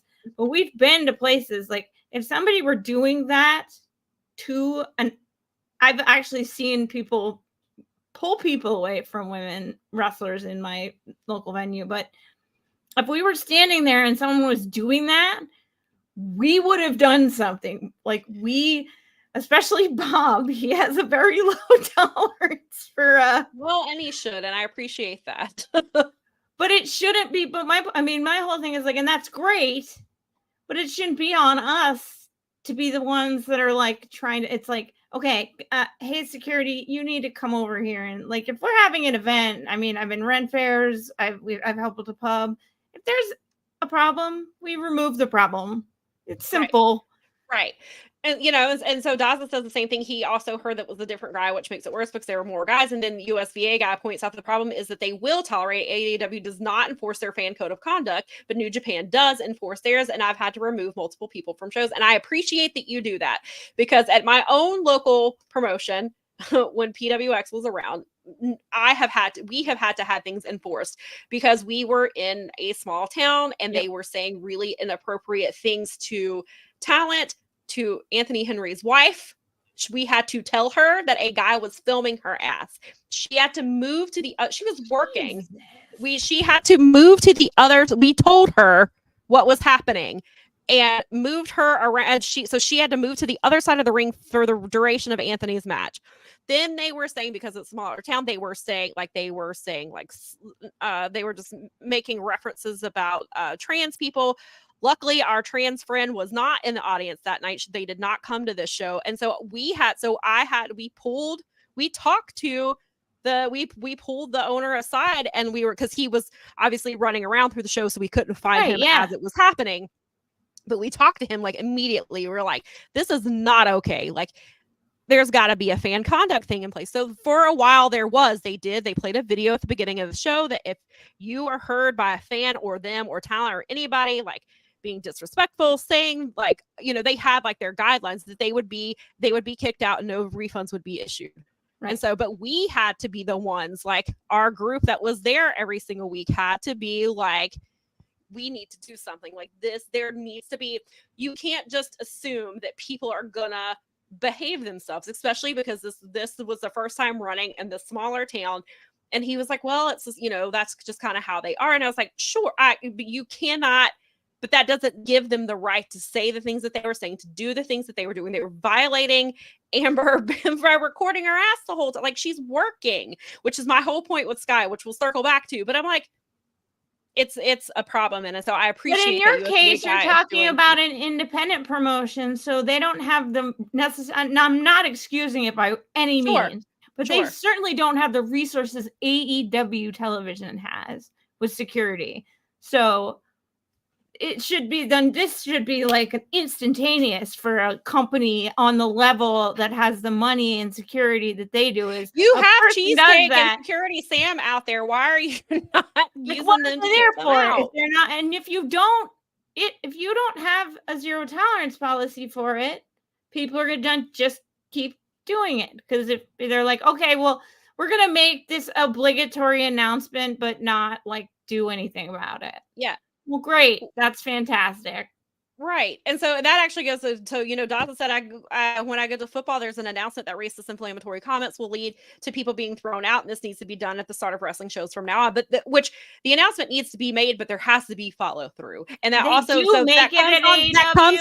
they do, but they need to enforce it. And that comes from both the company and it comes from the venue where when these things are happening, because the venue has the ability. I used to do, all of these venues have the ability to throw people out. Oh, yes. And when I used to go to NFL football games, that's what I was about to say. When I used to do game days for Panthers games, like they had the ability to throw fans out. We had security. Like there was a place where people, especially if they were drunk and disorderly, they would be taken to a place there was a place for them to go until they they can do it. They just have to follow through with it. And so Nikki even points out, this is at our former local promotion, that a guy wouldn't stop talking about a wrestler's breasts, and our friend Kat told him to shut the fuck up, and it hurt his feelings. And he's like, well, I'm gonna go get Brian. And she said, good. Please do. And then you can explain to him what this is like with a little kid. It's like, do that so that I can explain, so that we can explain to him why I told you to F off. Right, exactly. I was like, do it. Go tell on yourself. Yes. You're a genius. Good job. So Daza said what makes things worse is the amount of people on social media saying the women have to expect this because of what they wear, which is gobsmacking, which was correct. So, and that was my whole, that I almost actually, because the conversation was happening, and I almost wasn't going to tweet anything to add to the conversation because I had been retweeting people who had pretty much said what I felt. And they had said it and I wasn't going to say anything. And then I just was like, I just made the tweet where I was like, oh, because Nikki said somebody tried to say her gimmick is her ass. First of all, no, it isn't. It is not. That is not Skye Blue's gimmick. Even if it were her gimmick, that does not give you the right to demean her, to degrade her, to say anything vulgar or inappropriate, especially because she was working. You were at her job and saying these things to her. That is not okay.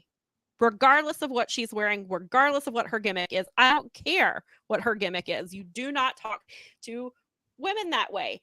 And so I just sent it off, didn't think anything about it, left the tweet for a couple hours, was doing my job, doing some things, come back, there's 200 likes. In a real life, in a real world. Yeah. I come back and grass, breathing air. 200 likes on it. And I was like, where the fuck did this come from? So then later, there's some dudes in my mentions, and one of the guys tried to say something, and he was like, well, it may not be her gimmick, but it's a meme. And I responded, I said, I don't give a fuck if it's a meme. It doesn't give anyone the right to speak to her that way. So then him and this other dude were having a conversation in my mentions, and I thought that I muted them, and I apparently muted the entire thread. And I came back, there were 800 likes on it. I was like, what the hell? So then I just left it muted. And then the last time I checked it was like 2 or 3 days ago, and it was at like 1,000, and it was like 1,100 likes. And I was like, And then, of course, there were most of the people were respectful there, but there were people in the replies and they called me soft. And I told them that sexual harassment is not okay. Hope that helps. And that I just quit responding to most of them, or I block them. The people tried to bring up, well, she's on OnlyFans. Okay, but OnlyFans is her. She has it's her autonomy. She has the bodily autonomy to post what she wants. That does not give you the right to harass her because of what she wears or what she puts out there.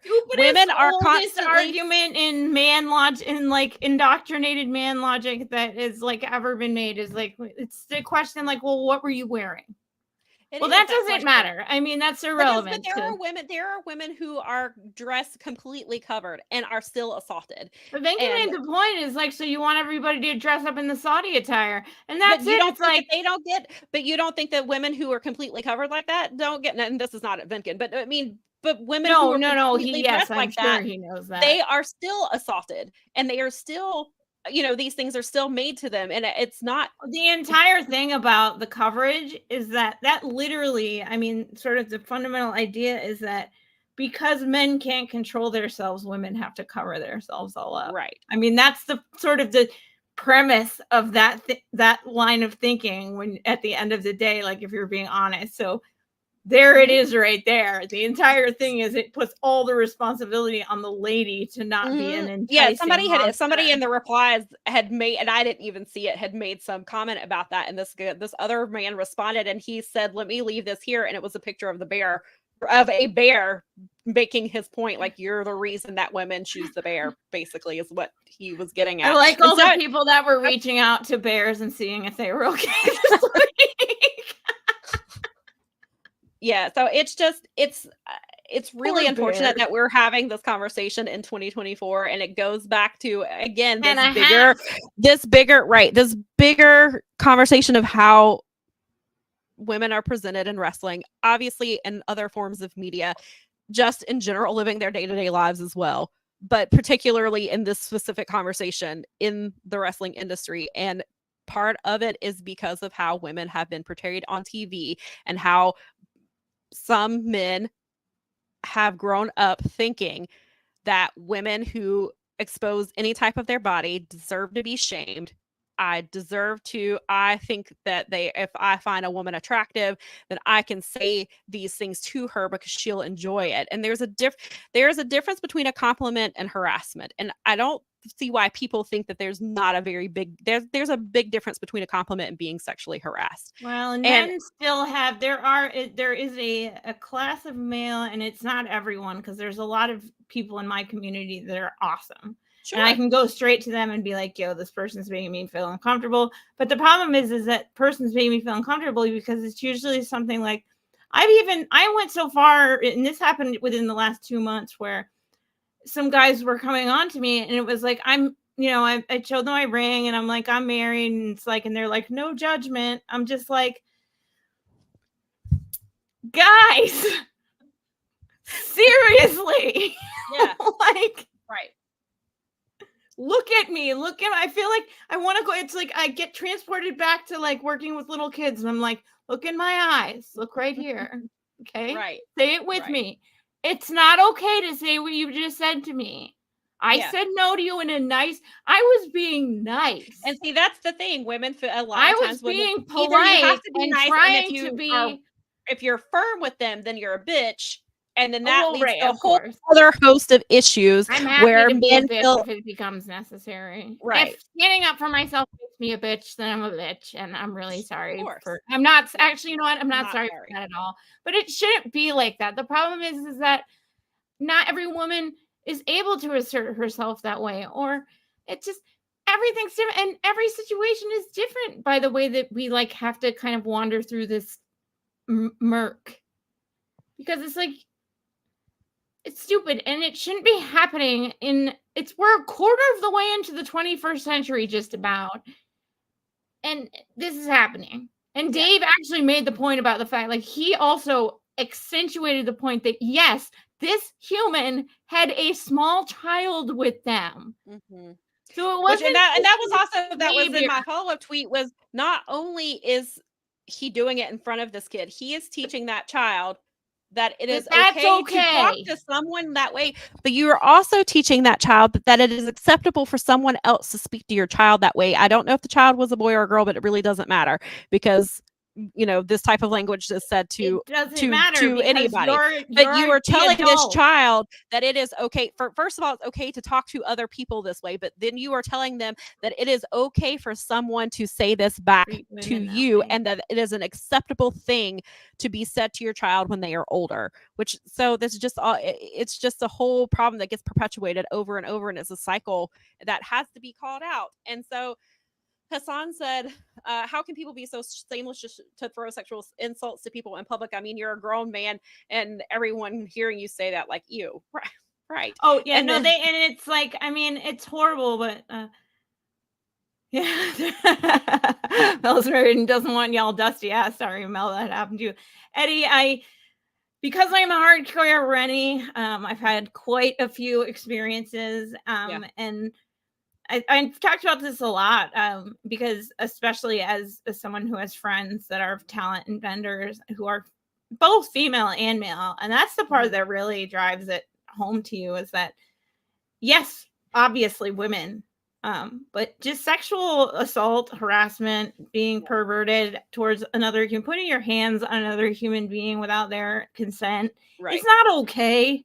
It's not cool. It's not funny.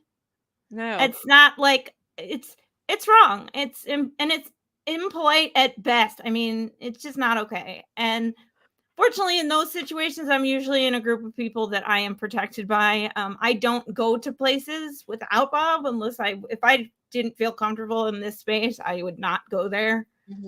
It's because I know that people would throw down and have for me. I mean, and other people at that place. But that's the problem, is it has to be a close. This is a community. I was just about to say, but that's the problem, because you feel like you can't go somewhere by yourself. But I can't go. I mean, I wouldn't go other places. Like, I don't think I would go. Like, even though I have, like, we generally, there's a group of us that go to wrestling and things like that. But I don't know that I don't think that I would go to a wrestling show by myself. I don't. Oh, I don't know. I might. I don't think I would. Even to an independent show, I don't think I would go by myself. It's iffy, because you'd have to find the guys that aren't the douchebags, and you have to wander. Well, but then there are people who pretend that they're not douchebags, and then they turn out to be. So it's a mixed bag. So yeah, it's just the situation is very. I just feel bad for. I feel like. Go ahead. I just feel bad for the fact that, like, I mean, I'm glad that Dave covered it. This shouldn't be happening and they need to be modeling behavior, right? So for that little kid, that adult modeled like the worst possible behavior. And then AEW modeled more bad behavior by taking, like, him going nuclear for them to remove him. And it took 2 women employees to say it took Aubrey and Rachel Ellering to confront that guy. They had to confront him before security got involved. Right. So that is a problem. They couldn't be anywhere near that guy. To reassess their practices, and they've got to figure out a new way to make sure this shit is getting enforced. Meanwhile, the guy that jumped in the ring was hammered out of there in like 5 seconds. Right. And of course he should have been, but they got to him faster than we need to do this. It needs to be, that's equality, is making sure that the pervert who's saying horrendous things that violate the code of conduct that you spend the time telling me is enforceable. Right. Just do it then. Right. I mean, it's harder and harder these days to find places where you feel safe, but like it's just such a disappointment, because it is. And it's just, it's disappointing to see and I know some of them are trolling, but I know some of them just don't give a shit. But to see the amount, there were more people who obviously were agreeing with what was happening, and they were speaking up about it and saying this is not okay. But then you do have the people who are like, oh, it's just words. Sexual harassment is not just words. I don't know how to make that more clear.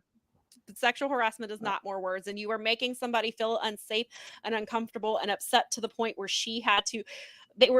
Obviously they were taping it for TV, so they felt like they couldn't stop what they were doing. I mean, maybe it got to the point where they should have stopped and just refilmed the match, or something like that because it's airing at a later point. But like, and now I was wondering, like, if They'll this edit guy it is out. so loud, yeah, they're gonna have to before They'll edit it. her match airs. But everybody's gonna know when this match is announced. They're gonna be like, this is the match where this happened, and like, I really hate that for her. Skye did tweet and said that she was blown away by all the support and she saw it, which I'm glad that she at least feels supported in that way. But hopefully the AEW and other wrestling companies will take a better responsibility and making sure and look at their policies and look at what they're doing to make sure that they deal with these people before it gets out of hand to that point. And if you have to throw people out, then you have to throw them out. And if they get banned from the arena, then so be it. Like, you can't treat people like that. It's no different than, just because it's words, it's no different than them putting their hands on these talents and in anyway, not just in appropriate ways, but just it's the same thing, using your words to say these type of, if you are making someone feel actively uncomfortable by the things that you are saying, then you are a threat and you need to be dealt with, and you need to be, and if your freedom of speech, which is not, again, like we said, is not freedom of consequence. So if you get banned from that arena, if you get banned from future shows, then that's what you have to deal with. And I don't think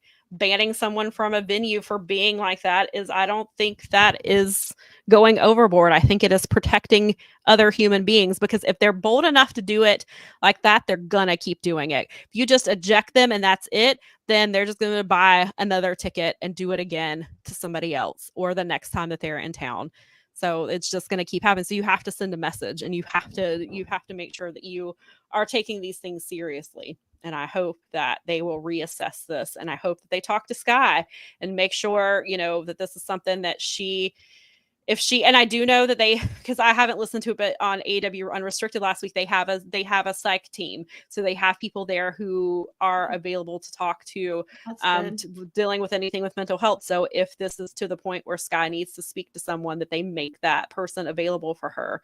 But then also, and not that this makes any difference, but I was thinking about it. I was like, her boyfriend was probably backstage, I assume, because he's typically on ROH shows. And I'm like, not that it makes it okay anytime, but I'm just like, I'm sure her boyfriend was backstage and knew what was going on. But I mean, an average boyfriend, whether we like it or not, probably would be seething pretty hard on something like that. I was like, let's go. Yeah, there's just it's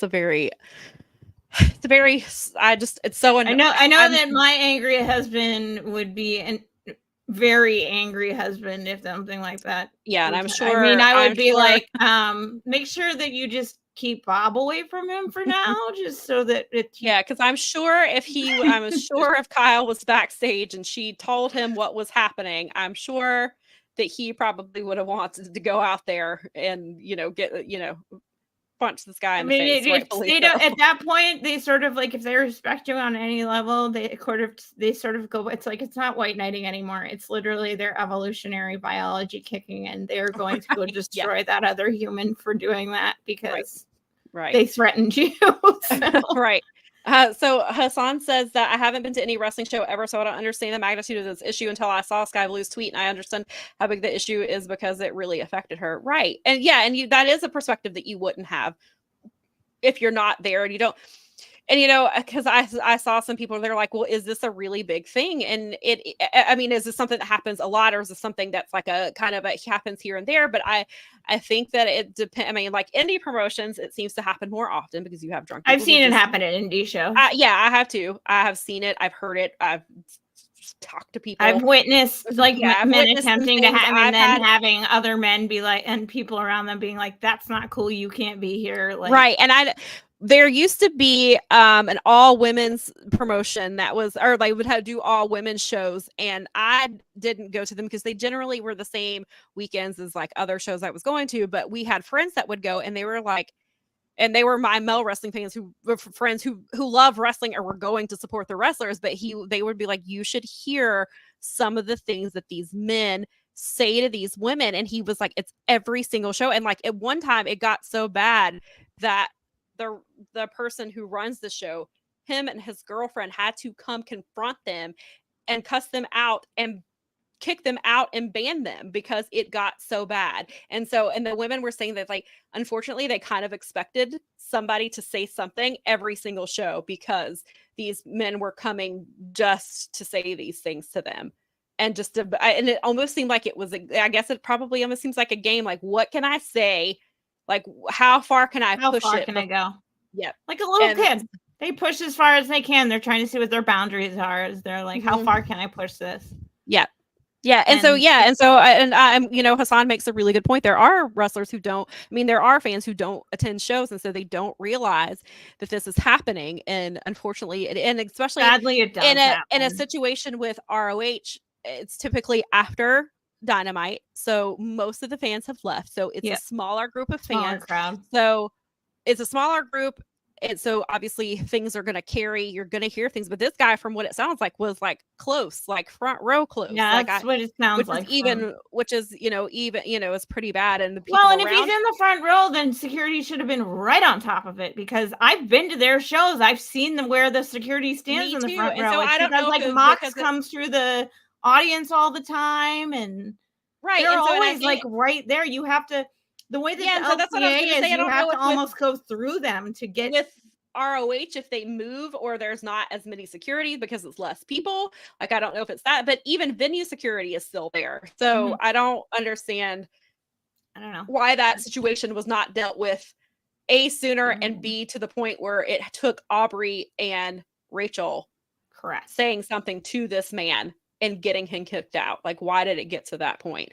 Well, it shouldn't be the talent. And the security should have been on top of that. Yeah, that's literally what they get paid for. That's their job. It's their job. Both AEW and venue security. It's literally their job. And so Daza says, if the ref and the wrestlers were aware of them, surely the others, like the timekeepers and announcers, would have had to have been aware and should have directed the security to them. Yeah, there were a lot of people around that should have been.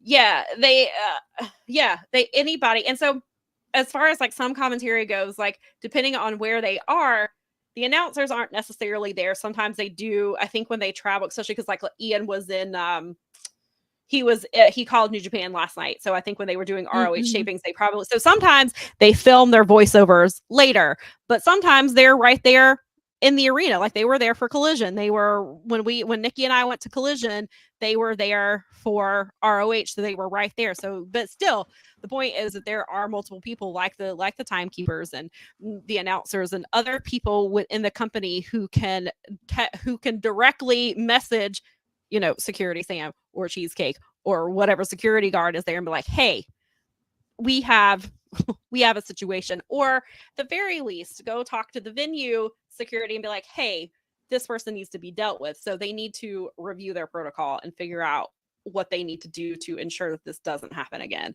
And Hassan says that maybe one day wrestling promotions can work together on a building a blacklist.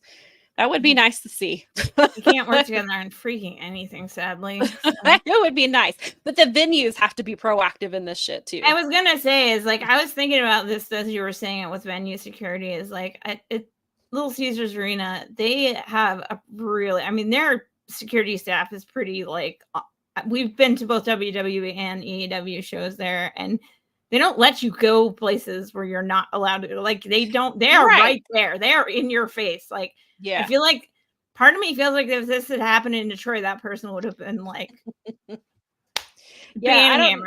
I can't say that. We can't speculate. We have no idea. It's just that I've been to two different venues, and they are very like, where's your ticket? Where are you going? What are you doing? Like, they're right there. They're standing right at the edge of the lower bowl. They're standing on the floor. They're all right in there. I mean, I was one of them.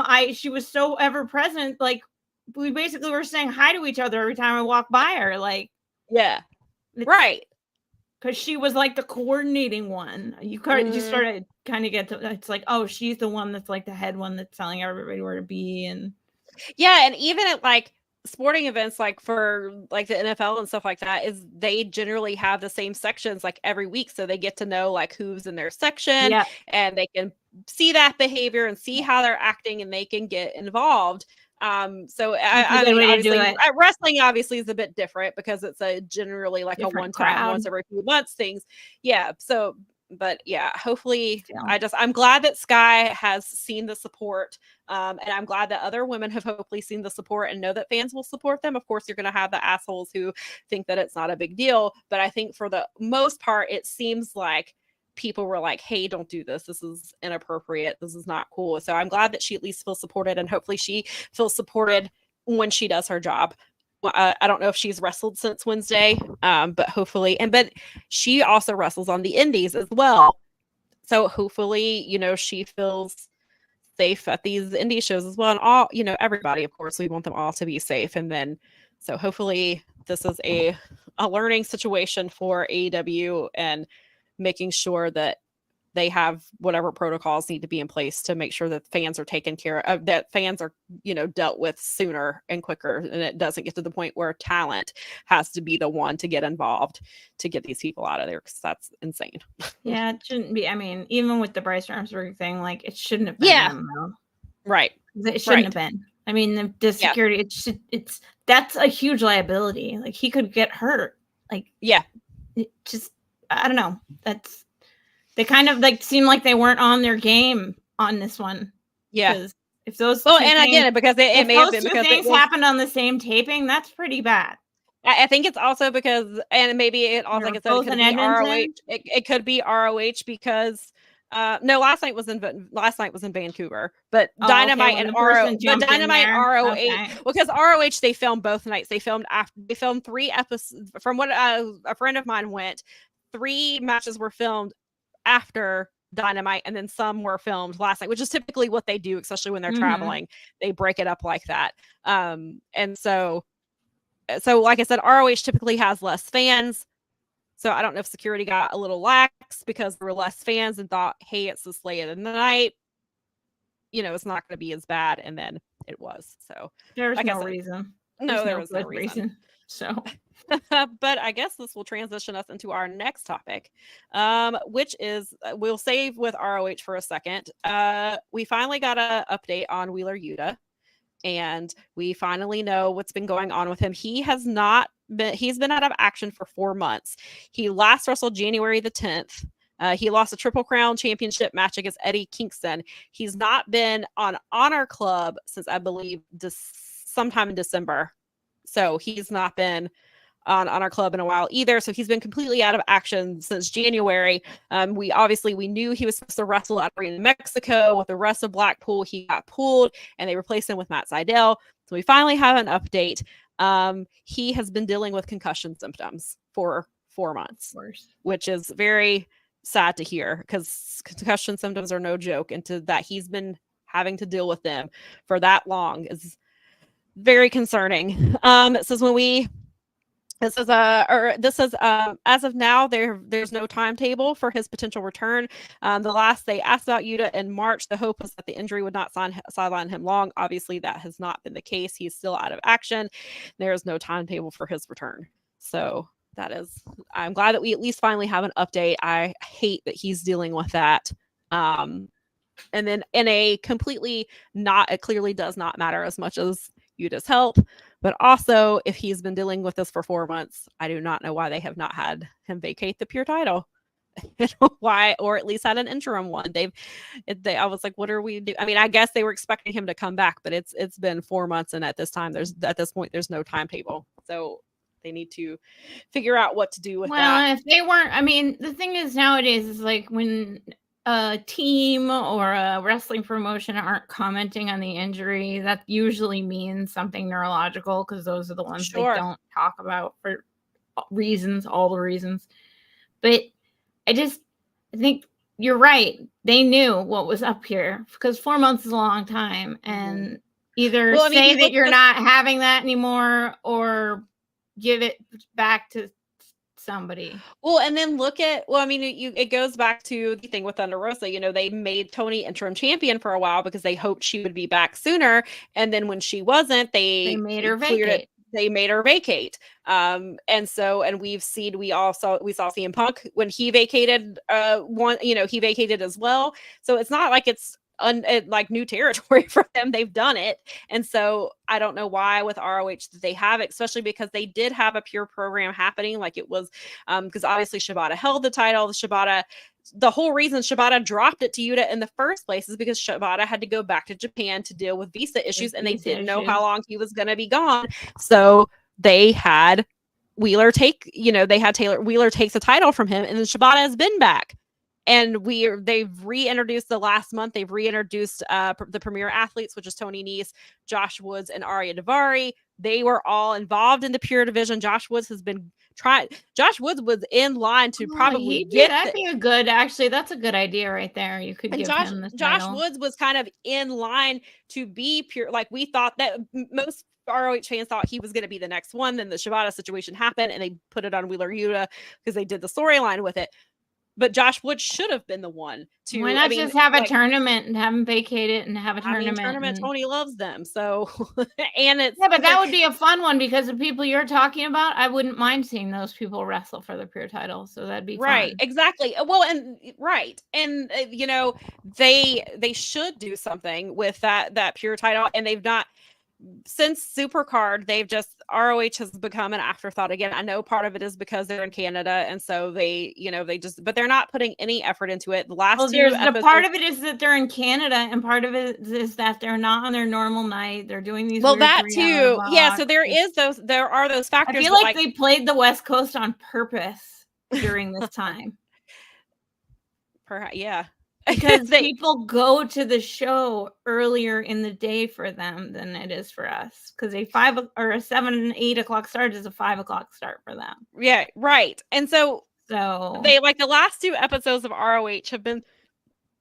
They filmed it at Daly's place, and they filmed it into 2 episodes. Both of them were like 51 minutes.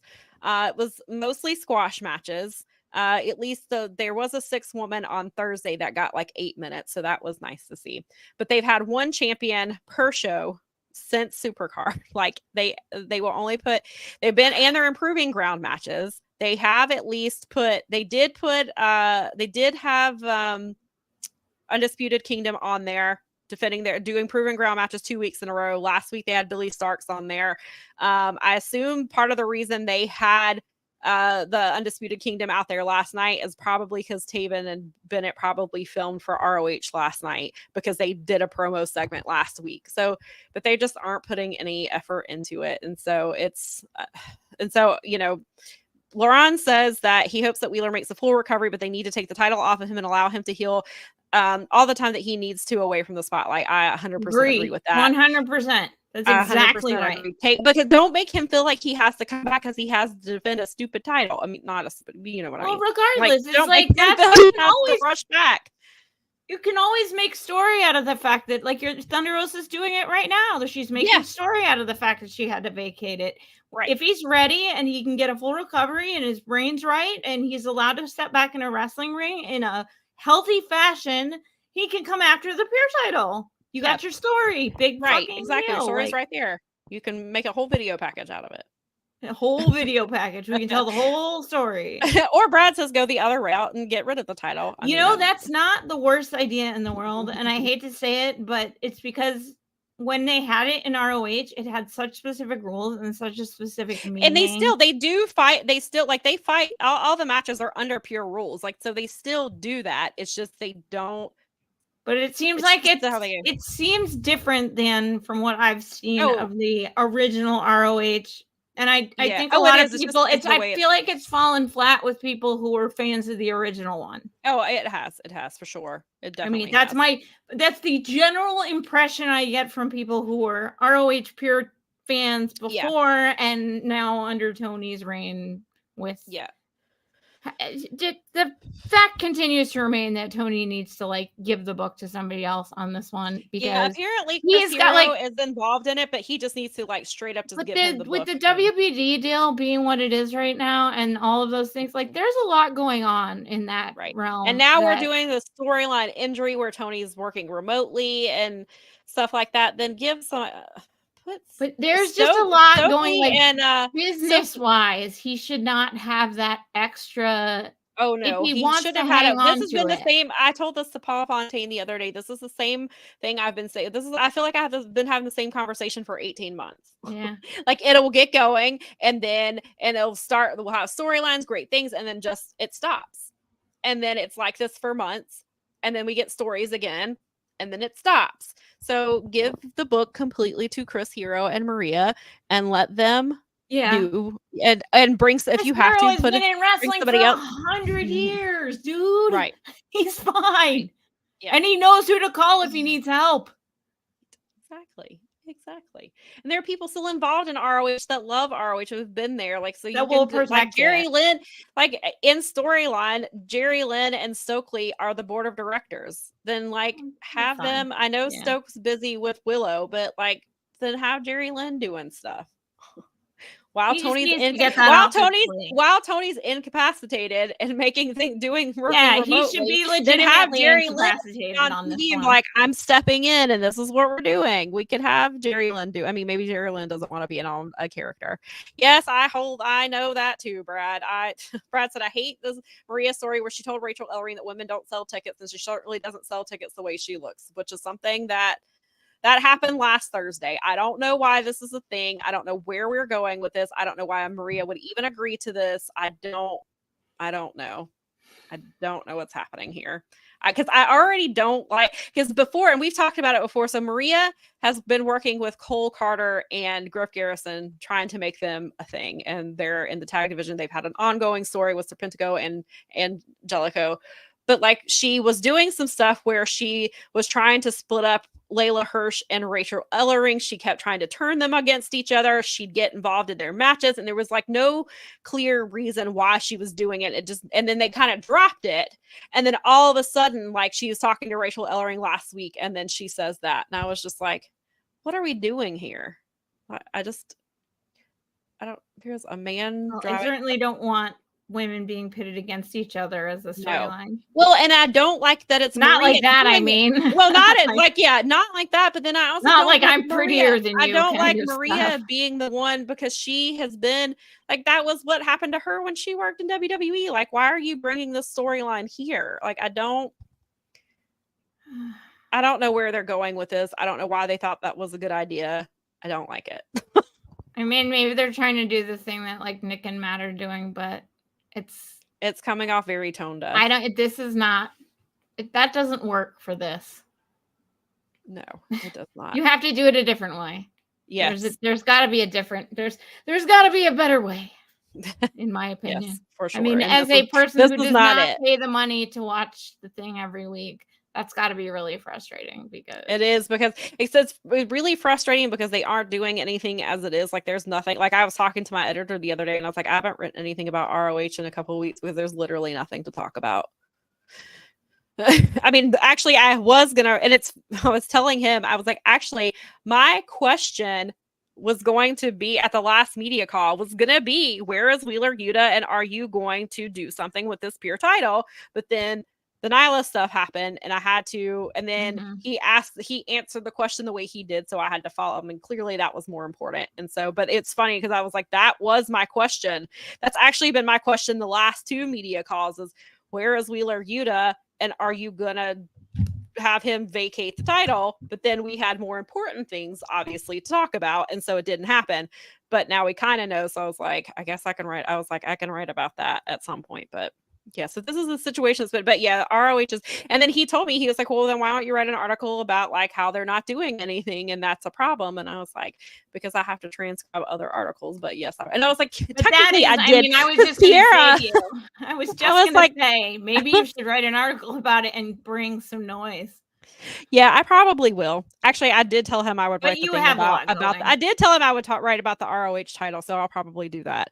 I mean, the pure title thing, you have a really, really, and I mean, clearly other people that watch, like, that's a really good, that's a good topic for conversation. Is like, okay, like, if this was like regular AEW or whatever, this would have been long taken care of. Yeah, they'd have unified it with something, or gotten rid of it, or had a tournament. Back to what ROH fans have been saying for a long time, that it just sometimes he just doesn't give a shit about ROH, and it's clear. He doesn't have time for it. Which I completely understand, but it goes back to the that's no way to run a somebody business. else have the book then. Let somebody That's like else being an absentee landlord. Never works. Right. This is the truth. Shit breaks. And while we're on the topic of injuries and things like that, it did come out that it appears that Chuck Taylor's career is in fact over, that he will not wrestle again. From Fightful has reported it. A couple of Dave Meltzer also reported it as well. It appears that this is the case. So it says that we've talked about it a lot, that Chuck Taylor has been injured for months, and he will occasionally, sometimes he's not at TV at all. Sometimes he will be out there. He would have been out there. And so this says that that match where they did the parking lot fight, that was Chuck Taylor's first match in 6 months. So that tells you how long he's been out. And it says, we were told that he was well aware of the extent of his injuries at that point. Sources on the roster said Chuck wanted to have the match as it could have been his last. And it says, in addition, Sean Ross Sapp has learned that Chuck Taylor has been training as a coach slash producer for months. Rocky Romero also talked about it to them and said that Chucky's been so good for so long. Some of my favorite work that he's done was in PWG, the parking lot brawls. The best friends have been some of the most iconic in AEW, but it's unfortunate not to see Chuck to be able to do even more. And I don't know if we ever will. I really don't know. It's a pretty crappy situation overall. And he goes on to say some more about Trent. And then I believe from what Dave said that there's like some necrosis happening in the ankle. Oh, no. And so it sounds like, we talked about that last week. Did Chuck know that this is how he wanted to go out, which this was a very Chuck Taylor way to go out, is to have this match, let Trent be the one to end his career, and let Orange Cassidy be the one to go on TV and say that his career is over because of Trent? Or is this, and then we were like, or is this Chucky T? We know he's injured, he's playing it up, and he'll come back later. But it sounds like the former, that this was something he has known. He was like, this might be my last match. I want Trent to be the one to take me out. I want Orange to be the one to announce it. And that's it. And then I'll just work backstage. And it's kind of what it sounds like. Assuming this is the end for him, I am glad that he was able to go out on his own terms as much as he could have. I'm glad that it was. And so, and I kind of wonder, because clearly we've kind of seen Chris hinting at turning heel for a while. So I don't know. And so I've wondered, was Trent already going to turn heel and they just added the sort of the storyline? Or did Chuck say, hey, look, I cannot wrestle anymore. I want you to be the one to end my career. And that's where the heel turn idea came from. Or if this was like already in the works. And then they're like, hey, what will really get you over as a heel and get you some heat is to end my career in a wrestling match. And actually, after the match has ended and you attack my ankle with a chair, and that's how my career ends. The match is it like, so I'm glad that Chucky, if this is the end, he got to go out on his own terms, considering how bad the situation is. But it's very unfortunate to hear that, that his career is over, because he's only I don't think is he even 40 yet? I don't know. I think he's late 30s. Maybe early 40s. That he's going to continue to be part of the organization. That makes me very happy. But that's the worst. It is. And I think I think it may have been Brad that was saying that he used to do commentary back at like Chikara or PWG or something like that. And so, I could get into that. Yeah, they were saying that hopefully he'll get to sit on smart. He knows so much about wrestling. Like he's been there. I mean, it's so funny because I had a couple of good friends that they used to go to Chikara regularly because it was in there. They were like, 30, 40 minutes from Philly. So they would go all the time. Yeah. They were like regulars during when he was there and when Kevin Steen was there. And I mean, everybody, Sami Zayn was there. Like, I mean, you name it. It was like who's who now. Yeah. But, and it's like, that's forever and ever ago. Like, this is like over a decade now. And it's like, I mean, that's You can't let go of that brain. And he's got such a great, like, I love what they do. They have such a wide range of everything from just like pure wrestling to all the best friends, crazy things that the best friends have done over the years. That just, God, that makes me, I'm so, I just want to give him a big, I was like, I want to give you a consensual hug. That's terrible. Yeah, I know. Yeah, exactly. Nikki said, I really need him on commentary, at least on Rampage. I suffer through Jericho. At least give me this. Right. Amen, Nikki. That's straight up. Chuckie T definitely has way more claim to that mic than that other guy. Yeah, he has to go teach people. He needs to go plant Go be learner the learning tree and let Chuckie come out here. Go plant seeds, you learning tree. And stay away from stay away from the thing. You got your own podcast. You're fine. You got your own band. You got your own podcast. You don't need anything else. No, you're good. Go away. You're good. Bye. And so since we're still talking, there's all kinds of news that have come out. So yesterday, some interesting news came out from Bryan Danielson because he was on a podcast. He was on a podcast called Casual Conversations, and his contract status came up. And it turns out that his current contract is up way sooner than most people realize. His contract is up before Wembley. Oh, dear. Yeah. So we already kind of knew he was wrestling on a part-time deal because he's talked about his daughter and how he made promises to her. And somebody pointed out this week that Birdie turned 7, which was when he said when she turned 7, he would go part-time and he would wrestle a lot less and be more of a dad. And so this kind of goes along with it. He says, so the quote here is, the big one is Wembley. I want to make it to Wembley, but my contract actually expires before, but I want to make it to Wembley. And it says that he opined that Wembley differs from other iconic wrestling venues such as the Arena Mexico or the Tokyo Dome. And he said that the reason that it's held a different energy to others as that he's wrestled at, and given that he was unavailable for last year's All-In event, he really wants to cross that goal this year. Furthermore, he might stick around longer as he feels like October's Wrestle Dream event would be a great curtain call. And he says, I'm not sure if I'll make it, but one thing that'd be a very nice way to close everything out for me is to do my last match as a full-time wrestler at Wrestle Dream at the Tacoma Dome, because that's the first show I ever saw was at the Tacoma Dome. It was a WWF show, and it was Ultimate Warrior versus Rick Rude. So my assumption is that he's probably going to get a new contract of sorts anyway, where it's specified that he can just basically wrestle whenever he wants to. I still think as long as he stays healthy, the Wembley match is versus Nigel McGuinness. It sounds like that was the plan last year because Nigel had already kind of started. Nigel never lets up. It makes me like, it gets me every time. Number one hater. He cannot say anything about Danielson without weaseling in a I love it. I'm actually starting. He's getting really, really clever and sneaky about it. He is. He is. Last night, it wasn't even about Danielson, and he's made the reference before, but Tony Schiavone was talking about Kyle O'Reilly. He was talking about how he's a diabetic and how that, that a lot of fans kind of, he had similar experiences. And he says Nigel's response was sweet, and Tony just stops for a second. He said, "You are the worst."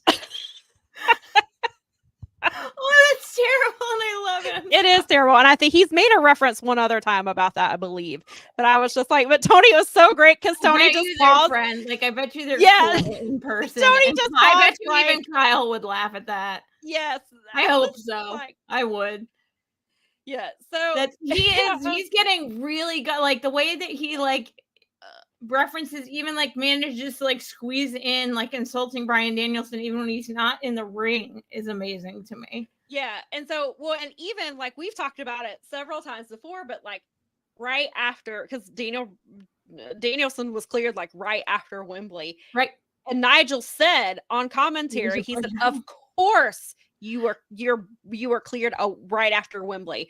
So he kind of hinted then that they were supposed to have had a match, and Nigel we talked about it. Nigel was involved with what is the big tournament? I'm blanking. I keep wanting to say Strong Style, and that's not it. that's not the big tournament over in the UK. But he also did a magic show while he was in the UK. So like he was already there, and I think that it seems like the plan was that they were supposed to wrestle. So I'm hoping because Nigel has said that he basically has one match left in him.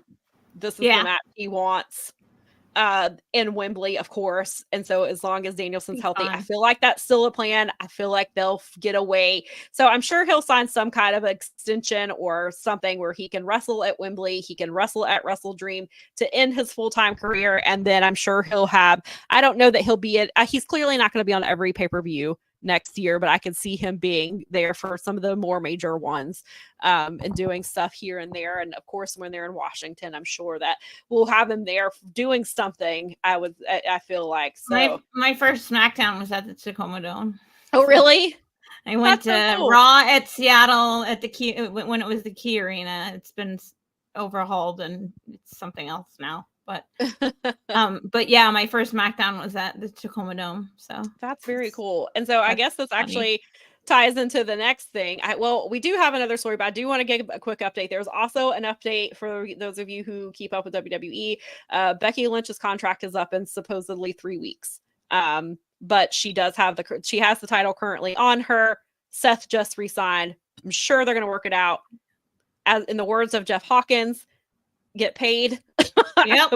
Becky asks for everything that she wants because I think she's in a prime position. I clearly think, and I said it at the time, I think they belted her in an effort to, as a good faith gesture, is like, hey, we're gonna get this contract worked out.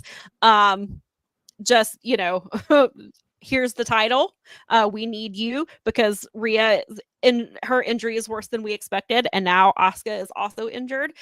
She's been working hurt, and then she got pulled from the Queen of the Ring tournament last week due to her injury. So that's another woman that they're out. I haven't heard how long she's out for.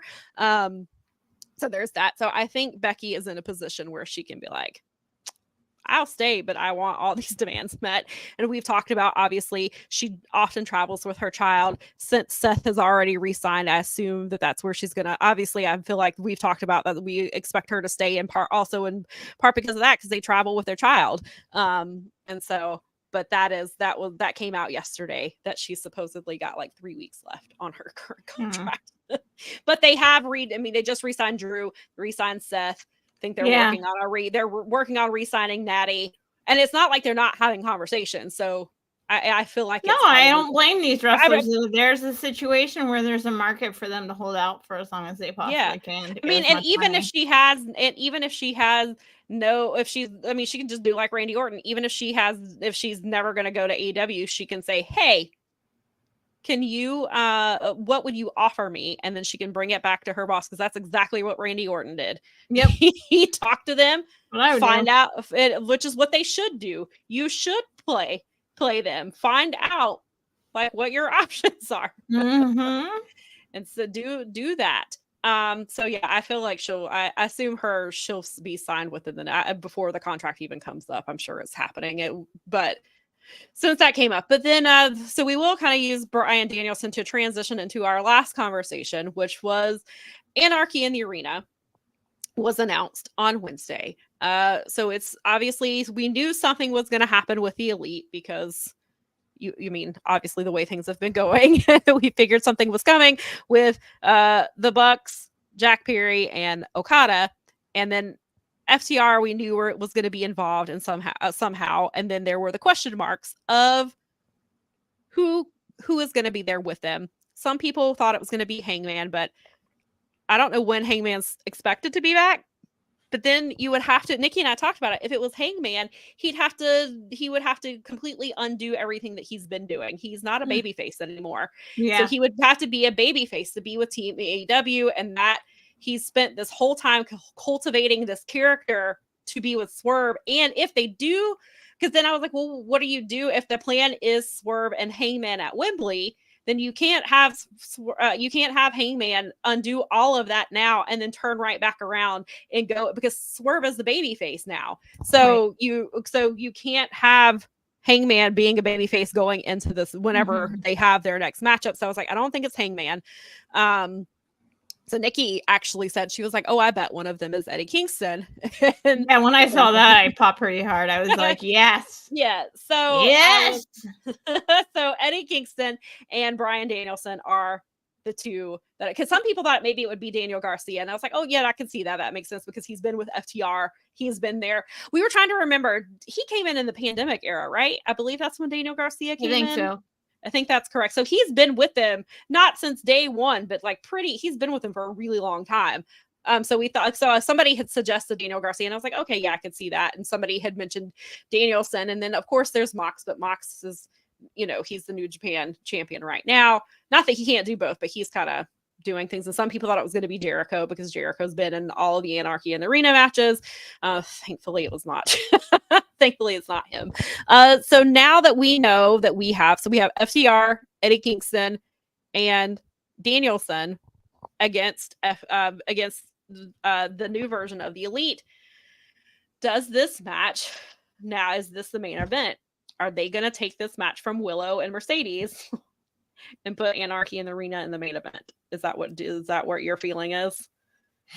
I don't know if this is going to be the main event or not, because we also have that steel cage match now. That's what I said last night. That because you're going to need time to clean up from one and the other. That's too big, like one. Because that was kind of, I thought that too last night when they production intensive like matches, right? Yes, and so because that was kind of when that was announced, I was like, oh, they're gonna do this, aren't they? But then last night they were like, we're doing the contract signing with Mercedes and Willow. So I was like, well, are they gonna? And because they still haven't said, oh, well, Anarchy in the Arena isn't the main event.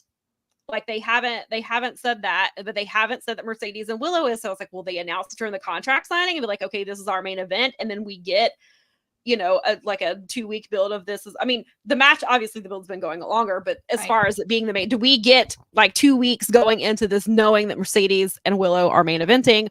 Or now is it Anarchy in the Arena? But like you said, because I thought the same thing when they said that Adam Copeland was going to be in a cage match with Malachi. And I was like, Anarchy in the Arena clearly is not blood and guts. So it's not another cage match, but Anarchy in the Arena, they've done things both times when they've done Anarchy in the Arena, they have pre-taped certain portions, and then the end typically takes place in front of the live audience. Yeah. So now you've got this steel cage match, and it's something specific. Like it's not just the steel cage match. Like a barbed wire steel cage. That's match. What it. Okay, yeah, it's the barb. Okay, that's right. So you've got to spread those apart. Like, yeah, I feel like if you're gonna do that, you've got to put the barbed wire match early in the show, sometime early in the first act of the show, and save Anarchy for later on in the show. But I don't know if that should be the main event. I really don't. No, I don't think so either. And then we also, because this was something I saw, so I was going to bring this up, and I'm glad that they brought it up in the chat. So last night, Eddie wrestled Gabe Kidd at Resurgence, lost his title. Gabe Kidd is now the strong champion.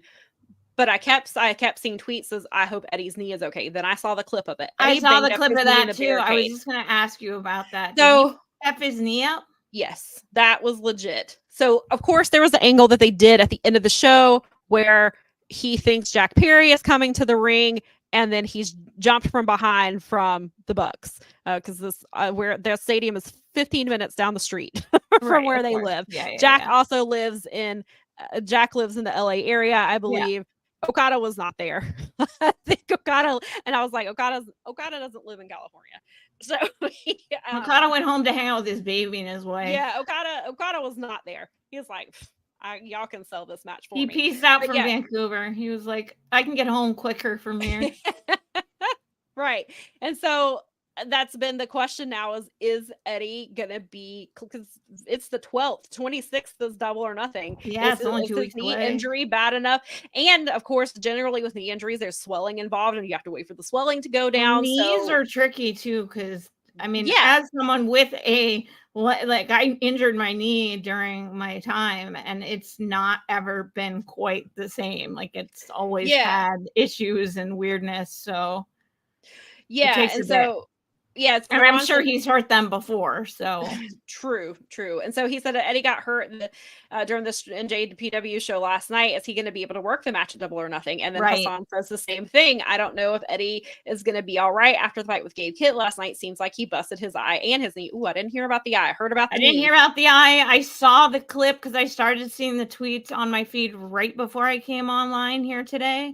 And I actually saw the clip of his knee and was like, oh, damn. Yeah. So did I. So it did not look good. Eddie is clearly the story, but they could move Eddie out. They could do this. You could have Daniel Garcia step in here. It seemed like they were setting up to have Daniel Garcia in it to me anyway. I thought he was going to be the other person. Yeah, and he had the whole storyline with FTR. We should bring in Jay Briscoe or Mark Briscoe. They could bring in Mark Briscoe. They could. Yeah, especially because he's friends with Eddie. They could do that. They could bring in Daniel Garcia. Makes a lot of sense because he has the story with FTR. They could do Claudio just because he's the other member of Blackpool. Yeah, the other. Even though Claudio is Eddie's nemesis and maybe would not like that. but they could. They could even do Ortiz. Ortiz hasn't been used in a while. Ortiz has been there for a long time. He was in the Blood and Guts match last year. So they've got, it's not like they don't have people. It just depends on what story they were telling, because if they were setting up stuff to come out of that, and Eddie was going to be involved, then now do you have to plug that person into it? Like, do you plug Daniel Garcia into this what would have been if there's a feud? So there's some kind of a feud coming out this with Jack Perry and Eddie Kingston or something. So now do you do Jack Perry versus Daniel Garcia or Jack Perry versus Jay Briscoe? Like, so that, they've got to look. There's also Sammy Guevara his suspension has been lifted. I don't know if I'm sure they already have a plan for how he returns, but he's been there since the beginning and he is a pillar of just, obviously Jack Perry is. So you could plug Sammy Guevara into this situation because he could be Team AEW because he's been there since day one. So there's that possibility too, if he doesn't already have a story built in. I mean, they may not want to give him that big of a spot coming in after what happened with Jeff Hardy, but who knows? I mean, but they may just be forced into something here. So it'll be interesting to see how this goes. And Hassan says that Eddie Kingston's left eye was swollen shut, but Veda kept bringing it up on commentary, so I don't know for sure if it was real or a work. And Claudio Laurent says Claudio is right there, especially after the promo. I think he means the promo that Danielson did last night, because Claudio just pieced out. But I think it was because he's like, this isn't my fight. I have nothing to do with this match. I think that's why he left. And Hassan did say that Okada lives in New York. And that's what I was going to say. And then I was like, wait, am I wrong? Is that not correct? But it is New York. So I didn't say it. So Hassan confirmed what I was thinking. It is New York that he lives in. I wonder if does he live in the city or does he live in the burbs? Good question. Or because he could live. There's all kind. New York is a big place. He could live in Albany for all we know. Like, yeah. I have a feeling he probably will, and depending on where his wife for work and what she's doing. Although I'm sure it's easier to get out of like JFK and stuff to get to. Yeah. Who knows? Or so whatever. Yeah. So how does Eddie's injury play into where they put Anarchy in the arena on the card now? Then there's the situation. Willow is wrestling. USVA guy pointed it out. Willow is wrestling. So she is wrestling Tam Nakano next Saturday, I believe. Yeah, at the Stardom show. That got announced, the Stardom show that she will be at. So that Saturday is before. That's like 8 days before Double or Nothing. So it'll be really interesting to see how this card plays out. And Laurent asked me how many matches are on this card, and I think we know for sure. We know there are the 4 we talked about last week. Now we have Anarchy in the arena. Our Anarchy in the arena is 5, and now and the steel cage match is 6. So as of right now, it sounds like there's 6 matches. I'm sure there will be at least 3 on 0 Hour. They're built for the last. If they wanted to get crazy, they could do Deonna versus Thunder Rosa. If they wanted to get crazy and put 3 women's matches on, that would be a really good match. That's right, the women's match. Good. But the Tony Starr match too is on there. Yeah, there is. Yeah, that was in the 4 that I was thinking of. Oh, okay, you're right. Okay, so I think we're at 6 You know what, the build for the last two pay-per-views, having matches, just like matches built, like they've been doing really well. All the criticism they were taking, I mean, including from us, I want to give them a shout out for the last two pay-per-views being way more. Yeah, I agree. Oh, and better. I like the build, but I just think the build's been better. Like knowing matches further in advance, having an idea. They also seem to be setting up Jay versus Pac, which I could see them doing at Double or Nothing and not on Dynamite. I would like to see that match. Yeah, they are hinting heavily at that. They did it on Wednesday and they did it again last night. Yeah, they did it last night, and I was like, "Stop teasing me! I want to see this match." Yeah, and so this will be a banger. Yes. Lauren, I missed this. So Lauren says that Claudio did a promo later where he explained why he left and he's very protective of Danielson. Got it.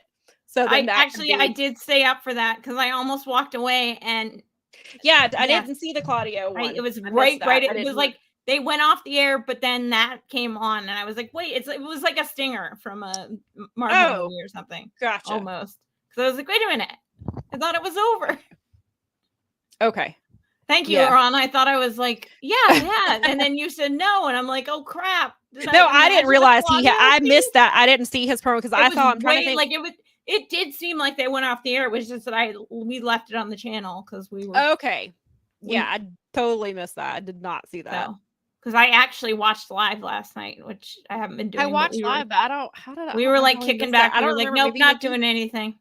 We both were like video games, wrestling, as we did yesterday. Yeah, I really want them to make the main card. Me too. I think that story is worth being there. I'm really enjoying the two of them, actually. Yeah. And then LaRon and Venkin both think they should have waited a week to do the Willow Mercedes contract signing, but maybe they're doing it because they want to do if they're making it the main event, maybe they want to give it some time. But who knows why they're doing? Who knows? Maybe they got something planned for next. Oh, there's a lot on this Dynamite card though. Like it's pretty stacked already. So Brad brings up an interesting point that they should do Pac versus Jay on Dynamite, and then Pac wins, leading to a shot at the pay-per-view. Since Rocky did lay the rule that if he beat Jay, he got the shot. Are you talking? You're right. Yeah, that is eliminator right. Match. You're right. Right. That I'd forgotten about that. So they could do that. Jay and Rocky they're definitely planning. They're definitely planning something with those two, which I'm glad to see because I would love to see Jay White versus Pac. And I like the joke. People were talking about because people were like, "What is wrong with Pac?" Because he was dry on Wednesday, and they were like, "He's so mad that he lost his match that he didn't oil up and he let his hair air dry." Because he wasn't. There people on my timeline were like, what is wrong with Pac? Why is he not wet? Usually he's slimy. What's up? Something is wrong. What is wrong with Pac? Please. He doesn't look like he just walked out of the shower or the sweat room. Do you think Adam Copeland is joining House of Black? And that's why he's acting weird? Because they keep talking about how weird he's acting. And after the match with Kyle O'Reilly, he wouldn't let go of Kyle's hand. And if they're thinking of keeping House of Black around, they almost need him to because it's kind of getting stale. And now Julia's hurt. So yes, Brad. We're not putting that one on the screen. Brad said Phoenix wasn't around. I saw you, Brad. I mean, that's why I love you guys so much. I mean, that's why I'm so glad you join us every Sunday to listen to us wander on for 3 hours. LaRon asked if they've done a contract signing for a women's pay-per-view match before. I'm trying to remember. I don't. For a pay-per-view. I don't recall one. I feel like the answer is no, but it's possible with Britt. I don't know if I was that's what I was thinking. I was like, well, there's something with Britt and Thunder Rosa, but that would have been for a TV match. You might be onto something, LaRon. Maybe, hopefully. Maybe, hopefully that means that Sam's dream of this, them finally matching all the other promotions and doing a lady event will listen. If this my hype train is into it. If this match is not the main event, we don't know by the media call. I think I know what my question's going to be. I think I know what Sam's question's going to be. Stop it, USVA guy. Hold on. He said, Oh, shut He said, up. "Get That's ready not, for the no. elite." Yeah, No. Evil apparently is challenge. They think is going to challenge John. Yeah, Moxley I for saw John that Taku. online. I'm like, are we going down this road again? But apparently, from what Jeremy says, this is something they've kind of hinted at for a while and it seems like if they're going to do it, they need to get it out of the way now, type of thing. But I don't know. I've not been keeping up with. I haven't been keeping up with New Japan as closely, and I know that Jeremy watches, obviously, and Venkin too, watch and Brad. But I know Jeremy watches like every single, like all the Road to shows. I know he does. That's why I listen to them. So it sounds so. Apparently, that's the story they've been kind of, or not the story, but that's kind of been what they've been hinting at. They keep me up to date on the stories, and I know which matches to watch because of them. Yes. I don't want everything to be evil. No, I don't. But I do want to go back to Hassan's unless comment. It's Danhausen. Hassan says that ROH did Sheeta versus Athena. This is correct. Okay. They did do a contract signing for them, but as far as AEW goes, unless I'm just completely blanking, I cannot. I keep wanting to say Thunder Rosa. I think Thunder Rosa and Britt did for the steel cage match, but that was on Dynamite, not a pay-per-view. So as for a pay-per-view, I can't think of anything off the top of my head. Me either at the moment. So yeah, maybe we'll have an answer by that. Maybe somebody. Yeah, because like I didn't even know until last night. I saw the tweet, like, and they mentioned it on commentary. Like last night was the 100th TNT title championship title defense. Like it's between always, because the TNT title began in the pandemic, and so last night, and that's the only title that's been defended 100 times in AEW, which is crazy. But I mean, obviously they do the open contracts for them, and almost every single champion has done that, which is really cool. I love the Cope Open, so I do too. I love it. It's really completely taken me over. I'm good. Yeah, because I mean, that's what Cody was doing, and that's how we got. I mean, that's how we got Eddie Kingston. And he's killing it. I'm really enjoying Adam Copeland now. He has found a groove. I like it. I think that he's like, yay, I'm wrestling I have a new life. I think he's starting to realize what Moxley realized like immediately, which was like that freedom. Yeah. Yes.